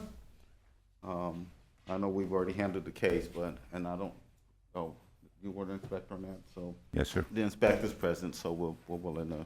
Well, as I recall, we fined you $200 per day, up to a maximum of $20,000, because we thought you'd no-show this for starters. Yeah. Okay, all right, let's talk about Higdon International College Incorporated. Let me, During the same set of go back here. hearings. And We have not adopted Robert's rules. Jones is still here. Imposition of a fine. All right, refresh my memory, Mr. Inspector. Why were we fining this Well, respondent? it's due to the length of the case and the continued non-work, I guess I could say, on the soffits and fascias that have been like that since the case originally opened. I know he had some work he had to do on the exterior walls, on the parking lot side, but we have had no movement on getting the rest Are these of the... pictures the same property? Yes, it's two sides of the building. It's the north side versus the south side. So that's what? That is the north side. That's the north side. That's the south side? That's the south side, which is almost complete. The south side was the part that I was actually hired to do Okay. There was a lot of structural work to do on that side of the building. Most of the actual columns and bond beams were completely deteriorated. The building was crumbling. Okay. So I had to do all the structural. As we opened up structural work, we found more structural work. It kept continuing the project. It kept making it longer and longer. I understand the city's concern is what it looks like from the outside because of the soffits. But That means that the city's isn't. angst is the south side? Well, right now it is. Yes, when you look at coming down North Ridgewood, that's a view you see. Yeah. The first slide there, Joe. That, yeah. That one, yeah. Yeah, that's what you see driving down the road. So that collapsed during the hurricanes in, I think it was 23 or 24. I don't remember which hurricane it was, but one of the hurricanes, that portion of the thing collapsed, and that's been exposed ever since. Yeah, since 2023, that's the way the property has looked like on the. And so what happened is the last inspection I had on the south wall, the inspector mentioned to me about the soffits. What are you going to do about the soffits? And I told him I'm just going to repair them as is. And he said that I was not allowed to do that, that I needed to get a separate permit for the soffits. So since then, we hired an architect to do the drawing for that permit. And that's where we're at now, is the architect is working on the drawing. He's not sure how to structure it because of the old structure versus the way he would normally do it. I'm trying to talk him into just letting us do it the way it used to be done, which is with rib lath, but he doesn't want to approve it that way. So he wants us to build an actual frame and then hang Dens glass off of it and then stucco the Dens glass. So the problem with that is that it would be prohibitively expensive.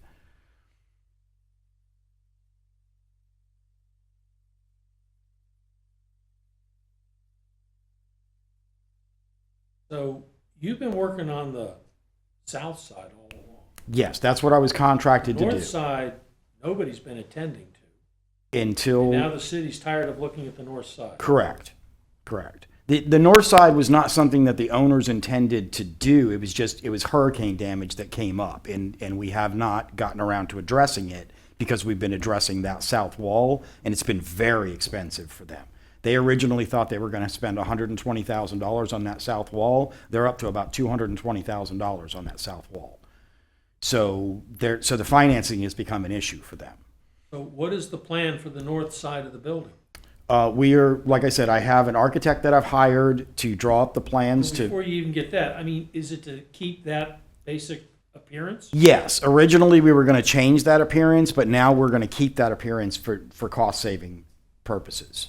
So we're just going to fill in what's knocked out. Mr. Kelly, can I ask, so you're contracted now to handle the north side as well? I have not been contracted yet because I don't have a blueprint, and I don't like to give numbers without a blueprint. Because I can't give you a hard number on what I'm going to charge if you can't tell me exactly what I'm going to build. So we're still in the process of figuring out exactly how we're going to put the soffit back together. What I want the architect to do is just let me put up rib lath, which is the way it was originally done, and stucco it. But he doesn't want to do it that way. I may have to find another architect that will allow me to do it that way. What he's asking me to do is completely restructure the soffit, which is going to be very expensive, and I don't think they can afford it at this point. Ms. McKelvey, I just want to note that they were first You know, notified back the in- reality is regardless of what you've been hired to do, you haven't been hired to take care of all these violations. As of this moment, that's correct. As of this moment, that's correct. It's not that the owners don't want me to take care of these violations. It's just that I don't have enough information to give them a price. Well, but my point is that that topic hasn't even been solidified yet. Correct. And we're a year and a half down the road from the notice of violation saying that side needs to be fixed just like the rest of it does. I almost feel like, to be honest with you, you've been showing us a lot of smoke and mirrors on the south side, and we've been too dumb to walk around to the other side of the building and go, what about this? Until now. I couldn't answer that question. I don't get the notices. Like, I don't have the notice that they filed, so I don't know exactly what's listed on it. I know there's landscaping and things like that that don't pertain to me. So I don't know. Is the soffit on the notice, sir? Yes, it was on the original Sure notice. is. I'm looking at it right now. And we have presented these photographs every time we've come to And hearing. soffit and That's fascia correct. board. Yeah, that's correct. Where are you on the south side of the building? We are days from completion. We're literally days from Okay, completion. We can be and done by Friday. Theoretically, once we're completed with the south side, then what? Then we start on the soffits. If they contract you to do that. I need the blueprint. The bottom line is I need the blueprint. I think the city's concern is now they're going to address it with an architect a year and a half later and do not know Yeah. what the costs are going to be or if they're going to proceed. Okay, I understand where you're coming from there, but the inspector didn't tell me I needed the architect until my last inspection, which I think you have the date of that there, with the date of the last inspection. But we're talking about the trade inspector, not the code inspector. Correct. I'm talking about the city inspector. When he was out looking at my last column that I had done, he asked me about the soffits. What are you going to do with the soffits? I said, I'm just going to repair them, and I don't need a permit for a repair. And he said, no, absolutely not. You are going to have to get a permit for that. And that was when I was first notified that I would need a permit to do the soffits.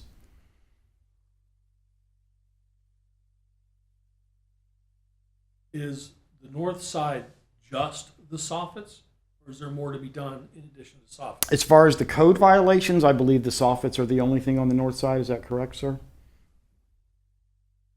I believe that's all that was noticed. I mean, I'm sitting here looking at a window that's boarded up on that photo, but that window was not cited on the original violation. Okay. But it was all exterior finishes, which... What keeps you from just replacing or fixing that soffit right there? Just that the inspector told me I wasn't allowed to. He said, don't do it without a permit. Well, Mr. McKelvey. Aren't you a contractor? Yes. Normally, you can do a repair, technically a repair, without a permit.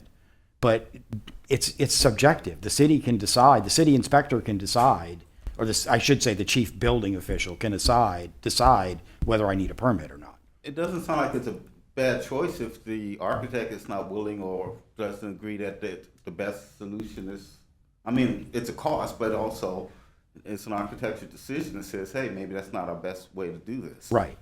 My concern as well, Mr. McKelvey, would be that we're hearing from this contractor as an agent for the owner, but is he really an agent for the owner as it relates to these things that we're trying to address? It sounds like he's not really an agent for the owner. I don't know. Have we ever heard from an owner? No, I've had no communication. All my communication has been from the contractor, and I had not heard from him since the last hearing he attended. Yeah, And he was not contracted to handle the services necessary to get this into compliance. They have been here for a couple of Zoom meetings. Unfortunately, they couldn't be here for this one because they were ill. Okay, so they need a permit to repair the soffit. Yes, sir. And wouldn't just repairing the soffit be the quickest fix? Yes, sir. If I did that now, if I did it and the inspector had never said anything to me, then they could get mad at me, but they couldn't do much else. Well, it's such. But now that he's already told me that I need a permit, he's definitely going to cite me for doing it without a permit if I do it. So I at this point, I have to have a permit. And then I went to the chief building official and I said, do I absolutely need a drawing for this? Because I said I could just replace it with riblath. And he said, I'm not comfortable with you replacing it with riblath, like you said. The chief building official's not comfortable with that either. Hey, what are you saying, rib lab? Riblath. It's just a wire mesh, and it has a rib in it to keep it stiff. And if you look at that soffit, it looks like it's solid, but it's really just a wire mesh with stucco smeared over the top of it. I understand. And I presume the fear is that it can possibly And that's loose and be. what is there now? Correct. Well, what's left up there is exactly that. It's riblath with stucco. So you can't just replace it with what's already there? That's what I thought. That to me that makes perfect sense because it's already there. I can replace it without a permit. But the inspector said no. And when were you told that? On the date of my last inspection, I could look it up real quick. It would have been 12/20 was the last time the building inspector was there when he gave you the final approval. Okay, yes, But that was final this approval. This is quite a lot of damaged area that I can understand why the building official is asking for it to be done to current code. Right. And that's what they're requesting. And that is not an unusual request with this much damage. When you've got of that soffit, you've got over 50% of it. Correct. That's damaged. That's correct. which would Well, I require. understand that, but my point is, if this is a discretionary call, No, it is not a discretionary call, as he's even checked with the chief building official and says that no, a permit is required. Yeah. That is required, it's not a Well, discretionary. it is under the chief building official's discretion. He could change his mind. Yes, the chief building official, per code, is allowed to change what is required per permitting. But for permitting. and has done so by telling him, Right. we don't want you to just replace what's already there. We want you to do something different. And because we're choosing that option, you need to go get a permit. No, that's not correct, sir. Pardon? It's just the opposite. It's the opposite. A permit is required for what he wants to do. He went to the building official to see if he could get an exception to that requirement, and the building official said, no, I'm not granting you an exception.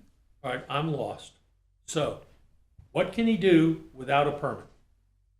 He would not be able to do that much replacement of the soffit and fascia without a permit. When you say that much, that starts to sound discretionary to me.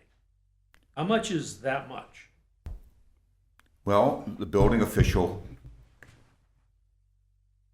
the building inspector and the building chief building inspector has both said it's required due to the amount. Okay. And that should have been researched back in August of 2023 when the original violation was issued. Okay, fair point.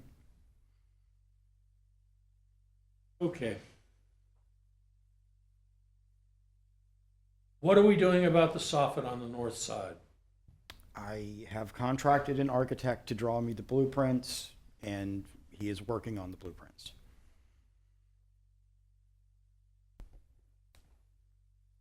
And once he has these blueprints, then you're submitting a permit application. That is correct.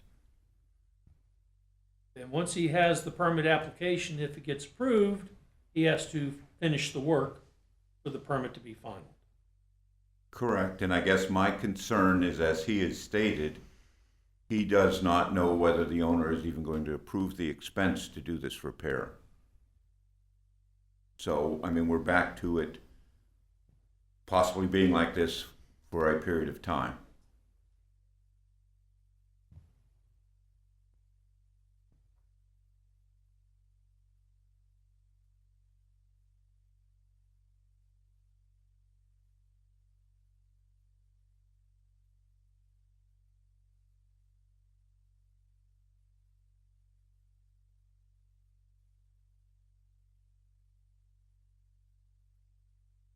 Trying to find an artful way of saying this. I'm leaving the fine in place. Minutes will reflect, presumably, that if the owner decides to pursue the architect's plans, if the owner actually goes and gets the permit, and if the owner actually gets the work done, Mm-hmm. and I will take that into consideration when somebody asks me to grant them some relief from that fine. But as it stands, Understood. he's 100% correct. We're a year and a half down the road, and I've been thinking that we've been working our way toward, full compliance, and now I'm basically waking up to the notion that we've been dealing with half the building. Correct. I was not. And I'm not saying you misrepresented anything. Okay. That's my lack of attention, I guess. Because he is correct. For a year and a half, that's gone unattended. A year and a half, it's gone on unattended. So I'm leaving the fine in place.